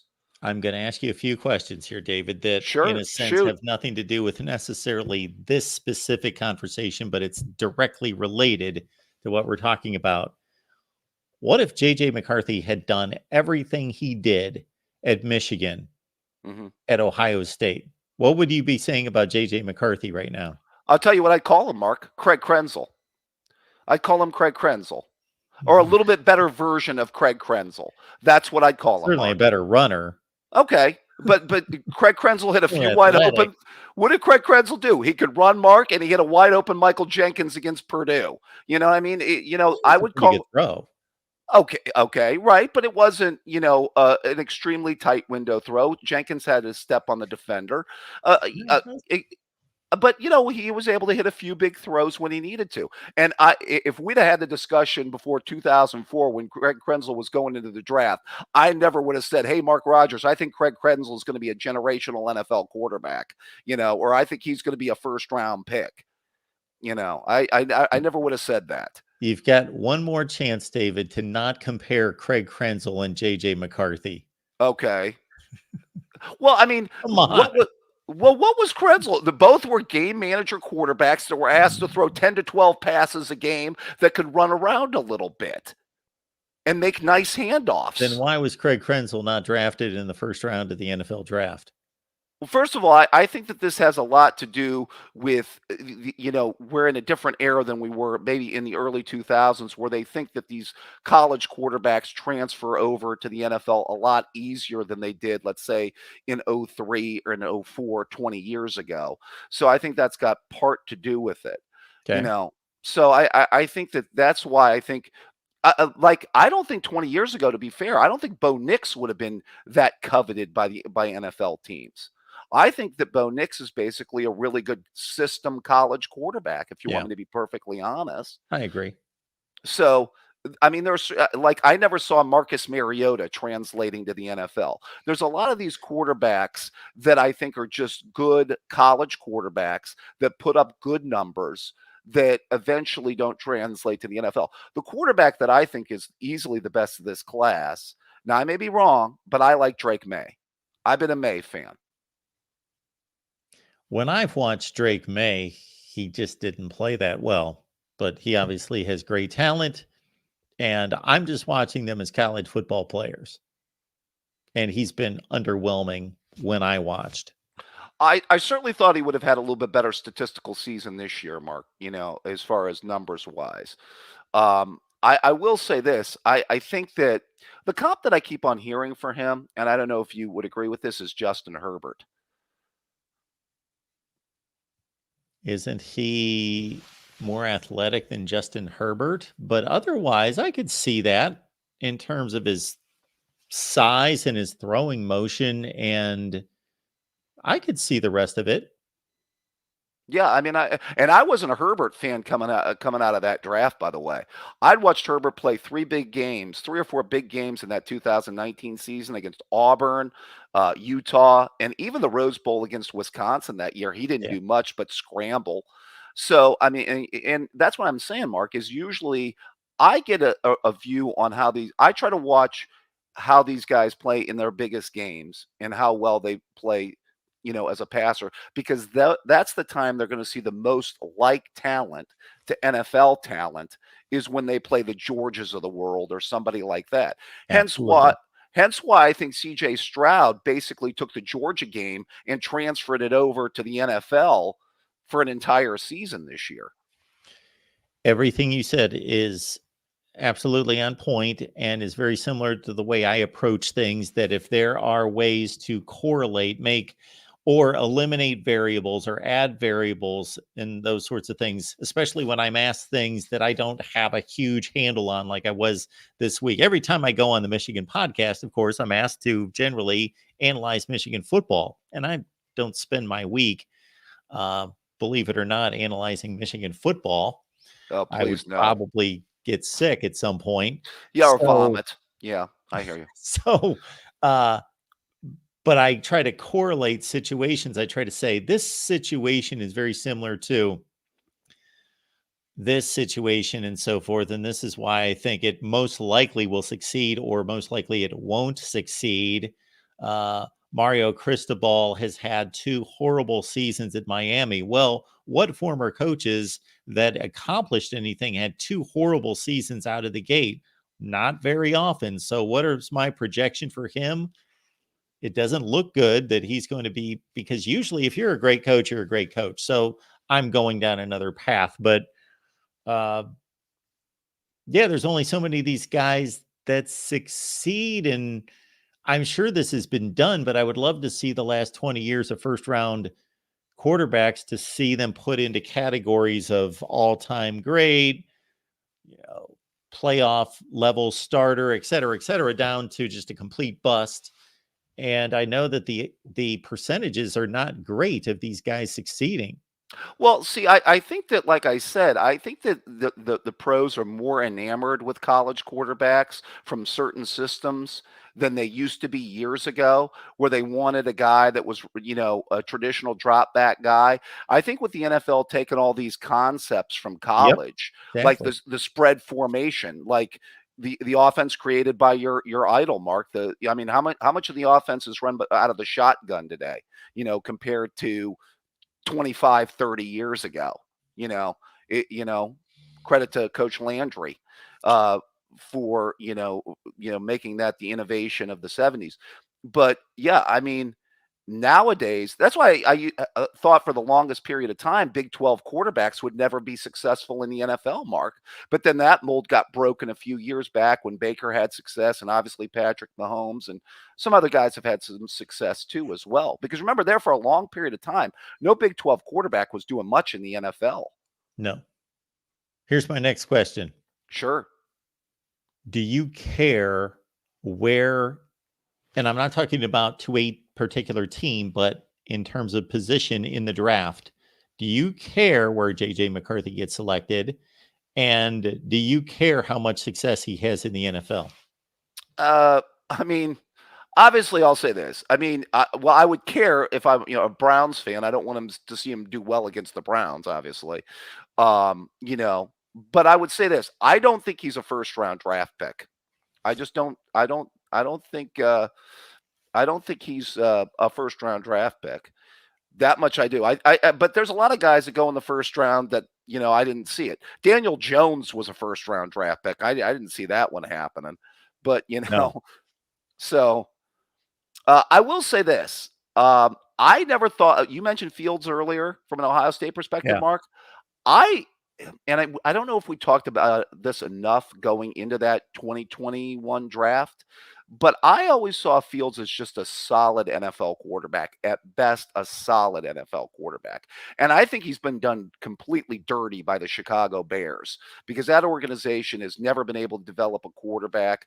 The coaching has been complete garbage, and they've given him nothing on the offensive line and really not much at the skill position.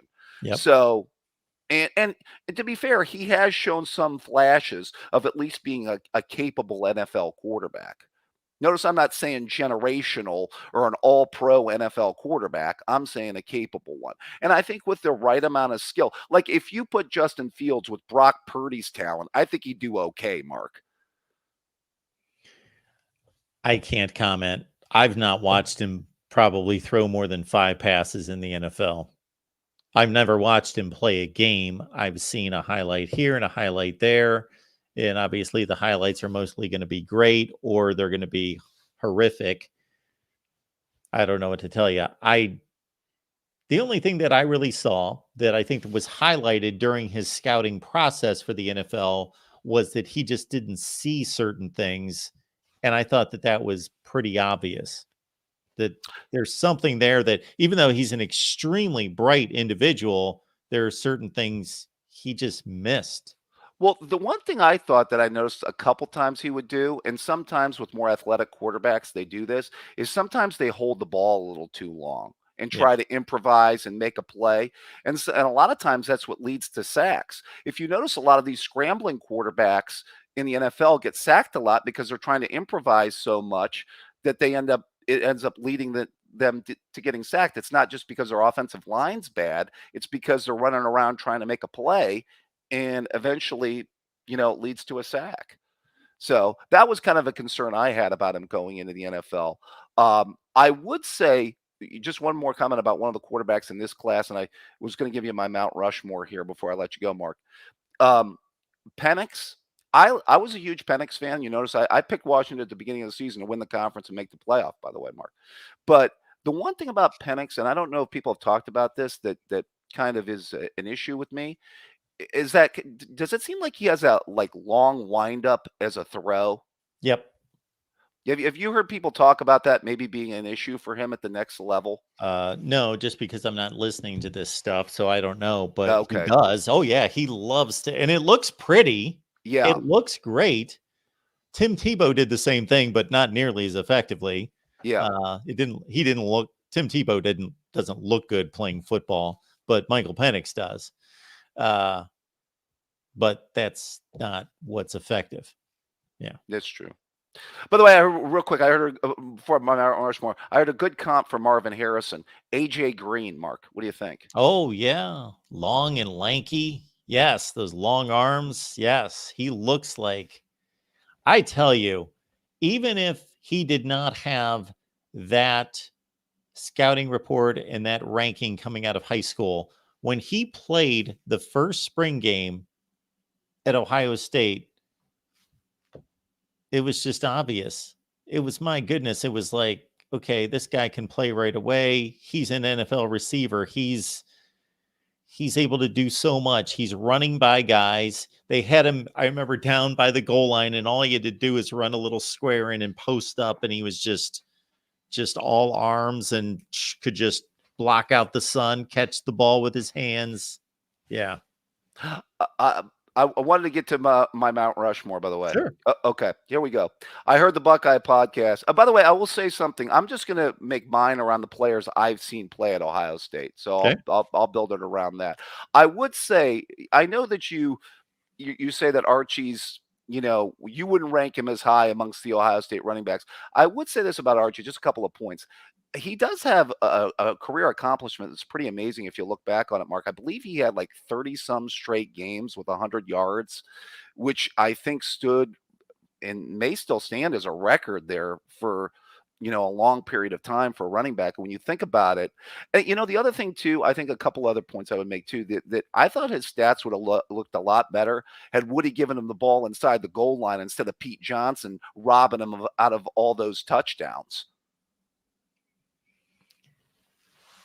I would have to go back and really look at it, but I used to think that as well until I gave it consideration that in that 1975 season, Pete Johnson running for 25 touchdowns and Archie Griffin running for 4, and knowing, if anybody out there, for those of you who remember Pete Johnson, whether that be with the Buckeyes or the Bengals, just a short yardage back that couldn't score a key touchdown in the Super Bowl, unfortunately for the Bengals. But anyway, that you would think, okay, he's got 100 carries for 300 yards because everything's third and short and goal line, but he ran for 1,000 yards. I think he might have had a better yards per carry average than Archie Griffin did that year. I'll double check. if you look at it, this is the other point I was going to make. Archie might have had a better 73 than he did either a 74 and 75. And I can make the case in 73, he might have had a better year than Capraletti, who won the Heisman that year, Mark. Okay. I was not correct on that. That's why I checked it. 24 touchdowns to 4. But yeah, Griffin 5.5 and Johnson 4.8. That was the 75 season. Okay. Yeah. I think I'm talking about 74, even though Pete Johnson ran for 989 and Griffin 1350.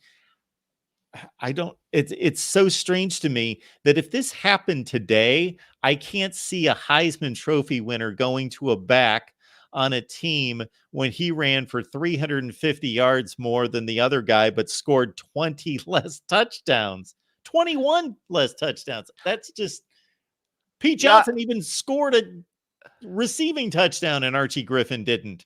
Yeah, I got to think Woody robbed Archie out of a few of those, Mark. I think he could have at least purged like 10 or 12 of those, maybe. I don't think that's, who knows? All right, here's my Mount Rushmore real quick of Ohio State players I've seen, Mark. Okay. I'm going to go with the first two players that I remember as my all-time favorites, and that's Chris Carter and Chris Spielman. I'll go with Orlando Pace and Ezekiel Elliott. Did you hear my Mount Rushmore? And do you recall it? You threw around some names. I don't remember your complete 4. So I had 3 of those 4. Oh, okay. And I was taking the history of the program into consideration. I went Spielman, Carter, Pace, and Ezekiel Elliott's. Man, there is a stupid, moronic rule in the College Football Hall of Fame that you have to be a consensus All-American. These rules are so stupid. You have to be a consensus All-American to be considered for the for the College Football Hall of Fame. And Derrick Henry, Christian McCaffrey, Dalvin Cook, Zeke Elliott, and I'm forgetting somebody, we're all playing at the same time. Just get rid of these stupid rules. He had the most dominant stretch run to win a national championship of any running back in the history of college football. That's ridiculous. I mean, think about, by the way, the 2015 season with as many good running backs as there were in college football that year. That was ridiculous that year. Fournette, Zeke. That's what I'm saying. Oh, Derrick Henry. There's the guy that I forgot. Fournette. Yes. Dalvin Zeke, Cook, Henry. McCaffrey. Yes. Was at Stanford. It's unbelievable. The 2015 season was loaded at running back. Yeah, but some of them will not be eligible for the College Football Hall of Fame. Oh man, that's ridiculous. Yeah, it's just dumb. Yeah, the rules. All right, my friend. Well, as always, it's a pleasure talking college football with the great Mark Rogers. Thank you, David. I appreciate it. Take care, sir. That's going to get me a little bit steamed up thinking about stupid rules. Not all rules are stupid. We need rules in society, but when dealing with adults and in matters that don't really matter, so let's understand, it's football. Who cares? It doesn't matter. We're not governing society here, so it really doesn't matter. Guidelines. Guidelines are better. I used to say this at ESPN all the time. Guidelines are better than rules. We're dealing with adults and guidelines because you can't foresee everything. No, you got to win 60% of your games to be a college football coach and eligible for the Hall of Fame. That's moronic. Whoever instituted that is a moron. You have to be a consensus All-American to be considered for the College Football Hall of Fame. Whoever, it's probably the same person or the same group of people. They are morons. They don't know what they're doing. They're probably not morons. They probably are very capable people who have families, who run businesses, who occupy jobs and do it very successfully. When it comes to putting down criteria for a Hall of Fame, they are morons who don't know what they're doing. I can't emphasize that enough. I want to repeat that about 12 more times. They are morons who don't know what they're doing. They don't have a clue. They don't have a clue. If you are making that rule, You don't know what you're doing. You don't know what you're doing. If you're a college football coach and let's say you get a job at Minnesota and you go 8-4 half the time and you go 7-5 the rest of the time for a decade, you are eligible for the College Football Hall of Fame. And you went to a series of Belk Bowls and Liberty Bowls and Music City Bowls. Great. On the other hand, you're Howard Schnellenberger, who saved Miami football from the abyss, from being canceled and terminated, won the national championship, went to Louisville, who had 7 consecutive losing seasons, and turned them into a national, I don't want to call them a contender, but they did win a Fiesta Bowl and finish 11-1 and beat Alabama by 4 scores in a Fiesta Bowl, raise them to that level. Then he goes to Oklahoma. That didn't work out too well, but builds another program from scratch. When you build programs from scratch, your record is not going to be very good. Look at Tom Landry's first 6 years in the NFL. Not very good. When you've got guys lining up as your offensive linemen who were working down at the factory a week ago, your record's not going to be very good. It's just dumb. Dumb. Mike, what's going on? Hey, Mark, how you doing? I'm doing just fine until I think about dumb rules that don't make any sense. Oh, you must be tired then, because I know a lot of those. Yeah.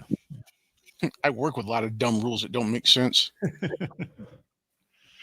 Yeah, fortunately, I left a life of that. Yeah, sorry, I've been kind of a ghost lately. The mandatory overtime and just no time to come back and visit with you, fine gentlemen. Well, we appreciate it and hope everything's going well, and it's good to see you. Yeah, everything's going great. Yeah, I got in. I guess you guys were already talking about Rushmore. I'm actually kind of surprised that Maurice Clarett wasn't mentioned in more Ohio State Mount Rushmores. He played 1 year. That was a great year, though. I mean, Ohio State's offense was anemic in that championship year. He was pretty much the entire thing. True. However, what gets forgotten, and everything you just said is absolutely right. They do not win a national championship, don't even come anywhere close without him. However, he got hurt a lot that season. He had a shoulder stinger that just continued to nag and give him issues, and he had to be pulled out of most of the games down the stretch repeatedly. And honestly, that just kind of strengthens my point, too. I mean, if he was, fully healthy, I mean, that 1 year would have been, I mean, I thought it was already, one of the better ones of all time, but it just starts getting ridiculous if you consider that. Yeah, I'll look it up here in a second, but he ran for, I believe, about 1,800 yards and 20 some touchdowns. And that wasn't healthy. Yeah. I mean, can you imagine if he was at 100%? I don't want to think it. And honestly, I mean, I think I could probably count on one hand, maybe two most, of guys that legitimately could have gone pro after high school. And Maurice Clarett is on that list. 1,237, 16 touchdowns, 18 when you count pass receptions. Okay. Yeah, but he got hurt a lot. So he only played 11. They played 14 games. He only played 11. So he missed 3 full games for one thing. And he missed a lot of the other. Yeah, I mean, that does kind of get him. I know it's kind of a brief window, but that window I did see was great. Oh, yeah, it was great. Yep. So, I mean, and I guess, I mean, Orlando Pace is probably a top 10 lineman of all time. It's just hard to give that award to a lineman. Yeah, there's nothing to quantify it. Yeah, I mean, the best you can do is like, how many like holding calls did he give up or something? No, I think by watching him, we know that he was an all-time great. He was arguably the greatest offensive lineman in history. Yeah, I mean, history's long, so I mean, I'm just trying to hedge my bet here, but he was definitely one of the best. Is anybody going over Michigan's high Rushmore ones? Yes, this is wide open for any team you want to talk about. If you want to weigh in on Michigan State's That'd be a Mount Rushmore. Yes, go to it, Mike. I mean, honestly, the only player I could ever think of at Michigan State that I really liked was Lorenzo. I mean, he was great. I remember watching him growing up. Sure. Other than that, whatever. Okay. Charles Rogers and Percy Snow. I mean, Bubba Smith. Okay, that's a little bit before my time. I mean, he had a great pro career, but a little bit before my time in college. But all right, I'm going to be sitting here jotting down my Michigan Mount Rushmore as you give yours here, if my pen will work. Probably name my 4. Lorenzo is my number 1. Plaxico is probably my number 2, and then you have to go. Oh, you're going with Michigan State. You took up my challenge. I thought you were doing Michigan. Okay, whatever you want to do. Eisen, yeah. Oh, I totally forgot about him. I just remember, he was more famous in the pros than he played a lot better in the pros than he did in college. Plus, the main thing I remember about him is that his, musician girlfriend burned his house down. Oh, we're talking about Andre Rison. Yeah. He was a great college player, but yeah, he was a great pro. Yep. I'm trying to think. I guess it's not. Oh God, what's his name? He had like a Polish name. The bust lineman. Tony Mandarich. Mandarich. That's it. The Incredible Bulk. Mm-hmm. What, 2nd overall? Yep. He won the bust of all time. Tony Mandarich was sandwiched in the draft.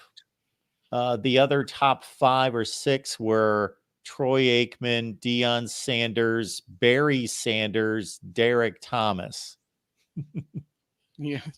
So the Packers whiffed there slightly.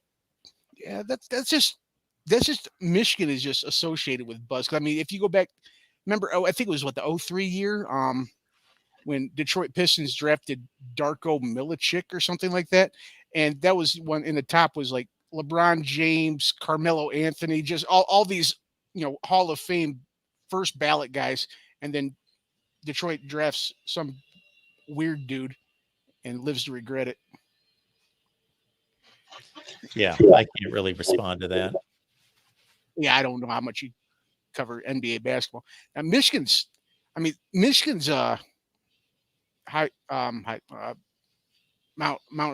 Everest, Rushmore. I'm sorry. There's only 2 solid names there. The other 2 are kind of you can argue about. Yeah.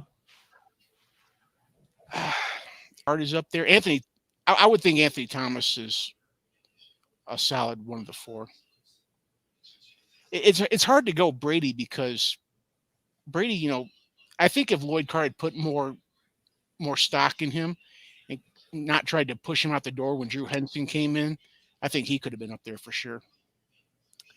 Yeah. And as I see these names for both Michigan and Michigan State roll in, and I appreciate seeing these names that I haven't thought about in years, I do want to say that I can guarantee that most people are very much influenced by who they watched.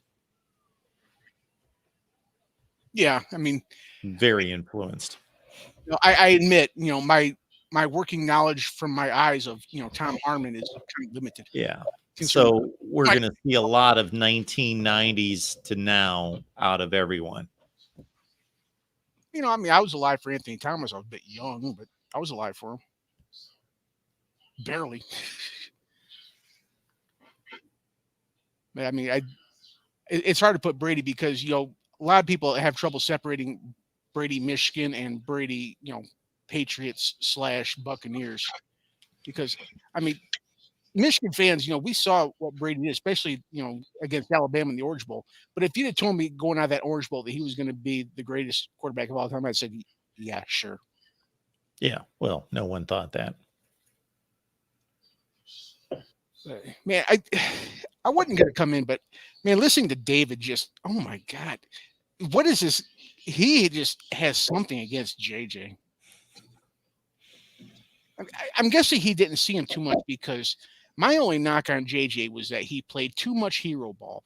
There were a lot of kind of ill-fated throws that, he tried to really thread a needle when he probably shouldn't have. And he hit a lot of them, but he also, missed a lot of them too. I thought, in my opinion, my best comp, if we're not going like current, but like he reminds me of a young Brett Favre. Oh, I mean, because okay. was, he had a little bit of athleticism coming out of. Sure he did. I mean, I don't think he was quite on JJ level, but he wasn't, a statue back in the backfield either.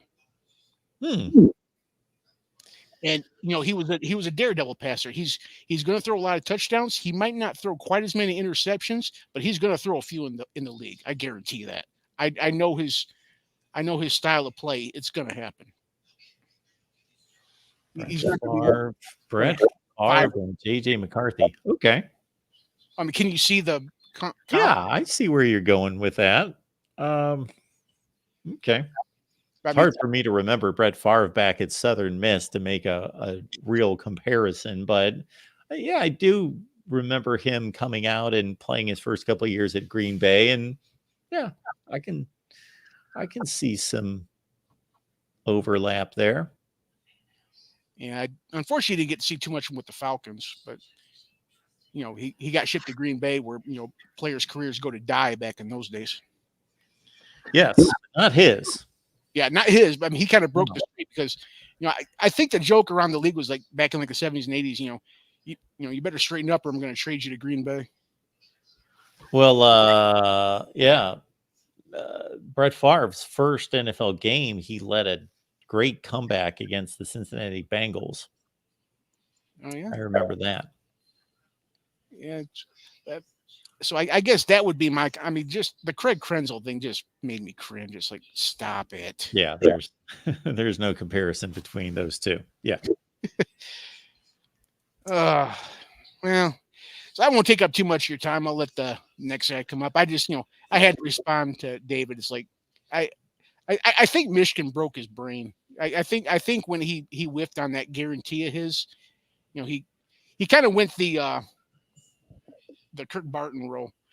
I used to watch a little bit of the Scoop and all them, and Kirk Barton used to break down film really well. I mean, I hate saying that for to compliment you guys, but Barton used to really break down film really well. And then Michigan happened, and it just broke him. It's kind of like what Ohio State did to Dace back in the day, when he was a solid he had good opinions, and then Ohio State just kind of dumped on him, and now he kind of went off the rails. Okay. I will try not to do that. I have faith in you, Mark. Okay. Well, thanks for having me, sir. Thanks, Mike. Good to see you. Have a good one, guys. Have a good night. Appreciate that.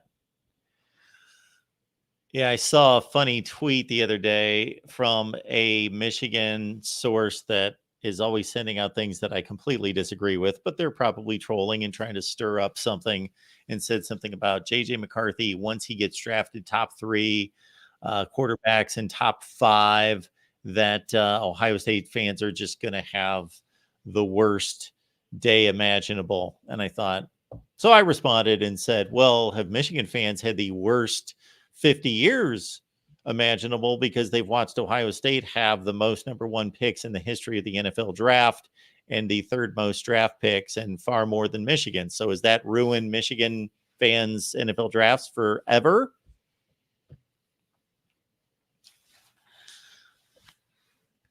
I don't know if JJ McCarthy's the greatest guy in the world or not. I won't come up with something on the other end of the spectrum, because I would not want to associate his name with something horrible. I don't know the guy. Haven't listened to him enough to make any kind of evaluation of him.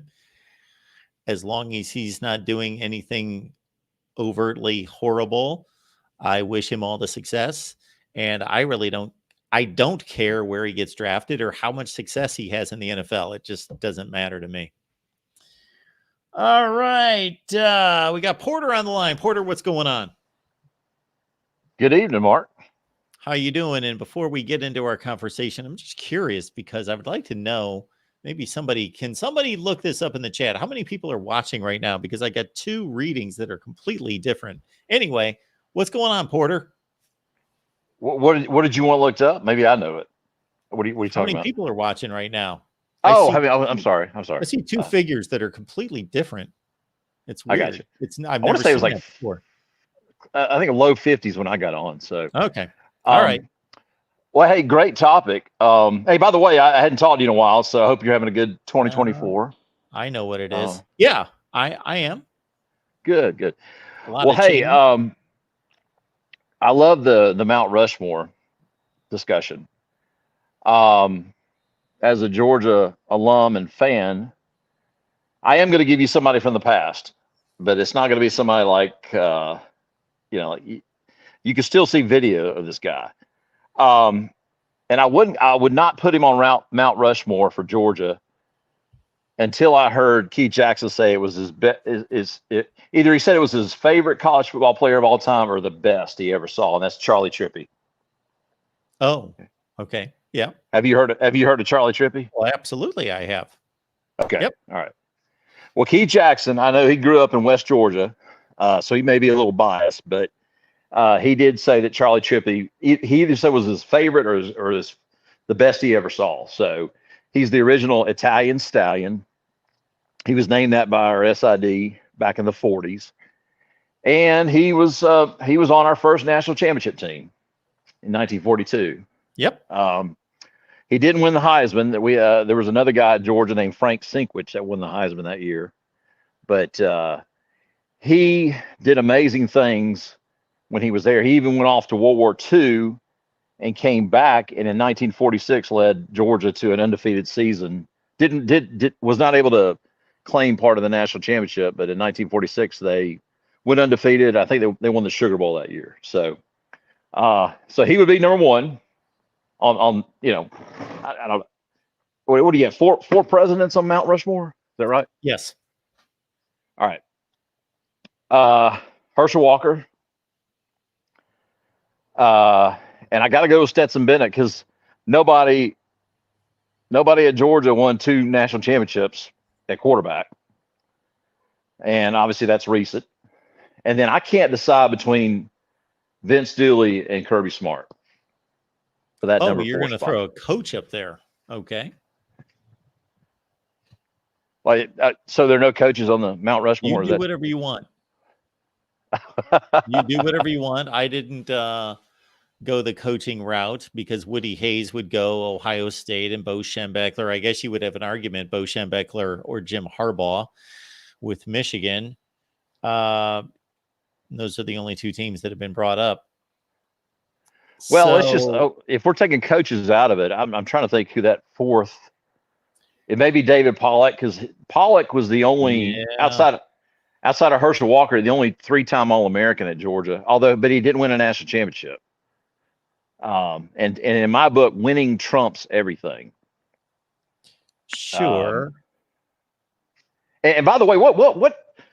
But you're not going to put Buck Bellew on the Mount Rushmore. Maybe you put Terry Hogue there. Yeah, Terry Hogue. Well, he didn't do much in the '80. He blocked a one critical kick against Notre Dame in 1980 in the Sugar Bowl, and then he took off from '81 on. He didn't really do much in '80. But Buck Bellew was a great one. He won 2 SEC championships. But he mostly handed the ball off to. You're cutting out on us, but we've got Eric Zier, we've got Todd Gurley, we've got I'm sorry, Porter, you had cut out for a while, so I just kept talking. Garrison Hurst, of course. No. You gotta win something. You gotta win at least an SEC championship to be on the. Okay. We're losing you, Porter. Obviously Hello? not You still Aaron with- Murray. I don't know why everybody talks about Aaron Murray like He compiled numbers. All right, Porter. I guess we'll have to wrap it up. We're not connecting here. this latest era.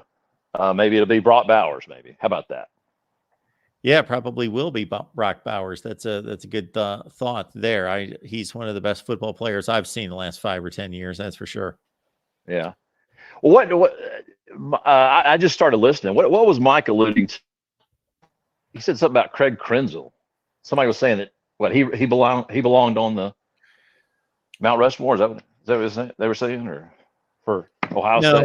No, David was calling concerning J.J. McCarthy's draft status, and he made a comparison to Craig Krenzel that Mike took exception to, and Okay. I definitely understand, and I also stuck up for Michigan, as I typically do. If people are really paying attention, but when it matters, when it counts, I'll just tell the truth from my perspective. But yeah, that's not a reasonable comparison. Well, yeah, I don't know. I just remember. I guess getting back to my original point, winning trumps everything, and Krenzel won a national championship, and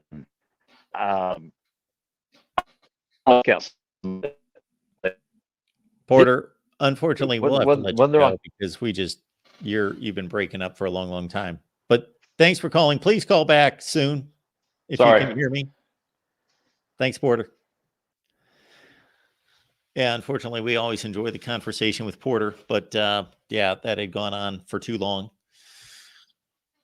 So I get the winning trumps everything. There's a reason that they're out there. It is to win the games and then a championship. However, it's a team sport, and do all the players on the national championship or conference championship winning teams, are they all the greatest at their positions automatically?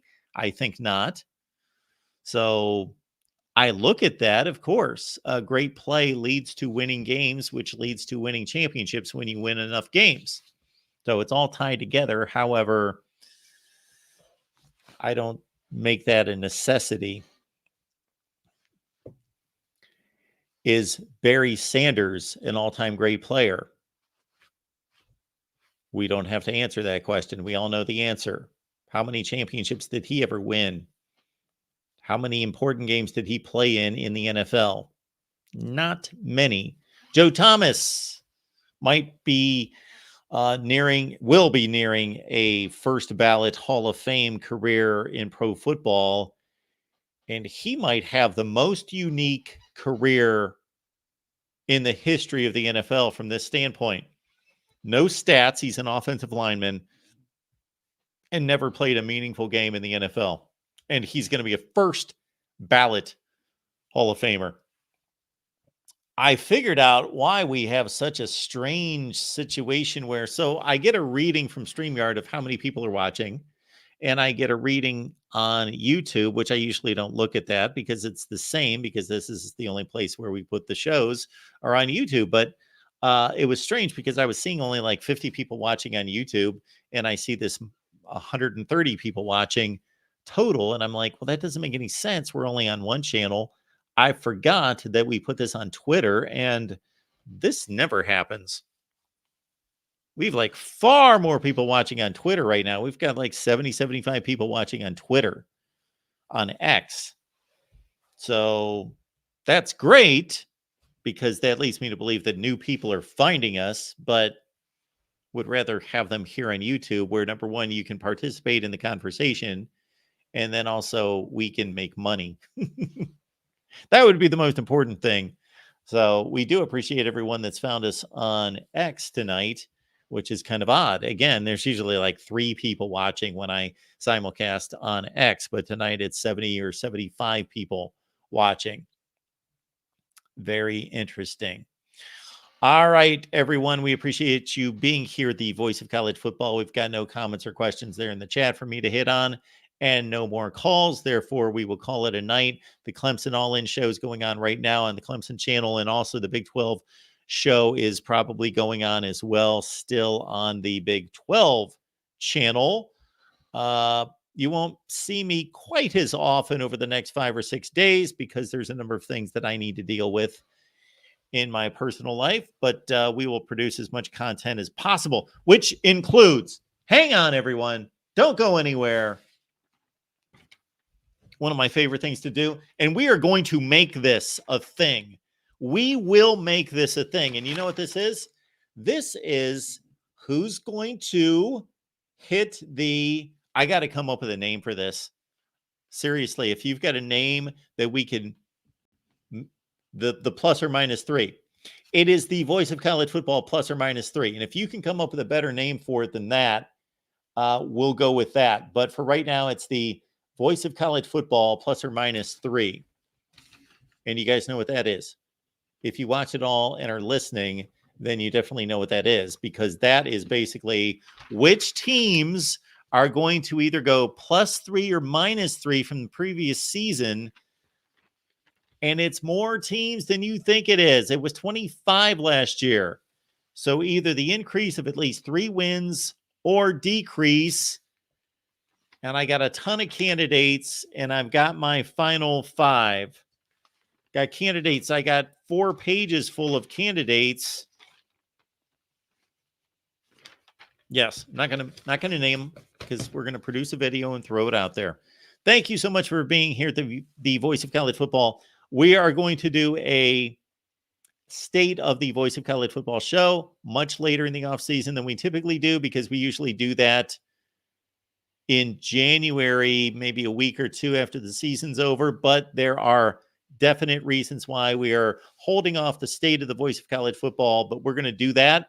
That's going to be a live stream that's going to go on for hours and hours and hours and hours and hours and hours and hours. And guess what? We're not going to talk any college football. We are going to talk about the Voice of College Football here, but that's coming up here in about 3 to 4 weeks. And I will be promoting the heck out of that because I want everyone that cares about what we do to be here. And if you only care about college football, be here the other 364 days of the year, but do not join us for that. All right. Thank you so much, Mike, Powcar1, Roger Dodger, the Rod Farva, Tom. Thank you for being here, and everybody else. Troy, you guys are awesome. Mike 3883, Jason, thank you for being here. Hummus Hero, great to see all of you here at the Voice of College Football. And of course, Jackson promotes the heck out of this place and letting everyone know that right now is the All In 60 show. Clemson Tigers live. There it is. Grab the link, head on over there, talk Clemson football. They talk college football as well, and join them there. And we will see you real soon. Oh, we'll see you for the Big Ten Live show on Friday night. That is real soon.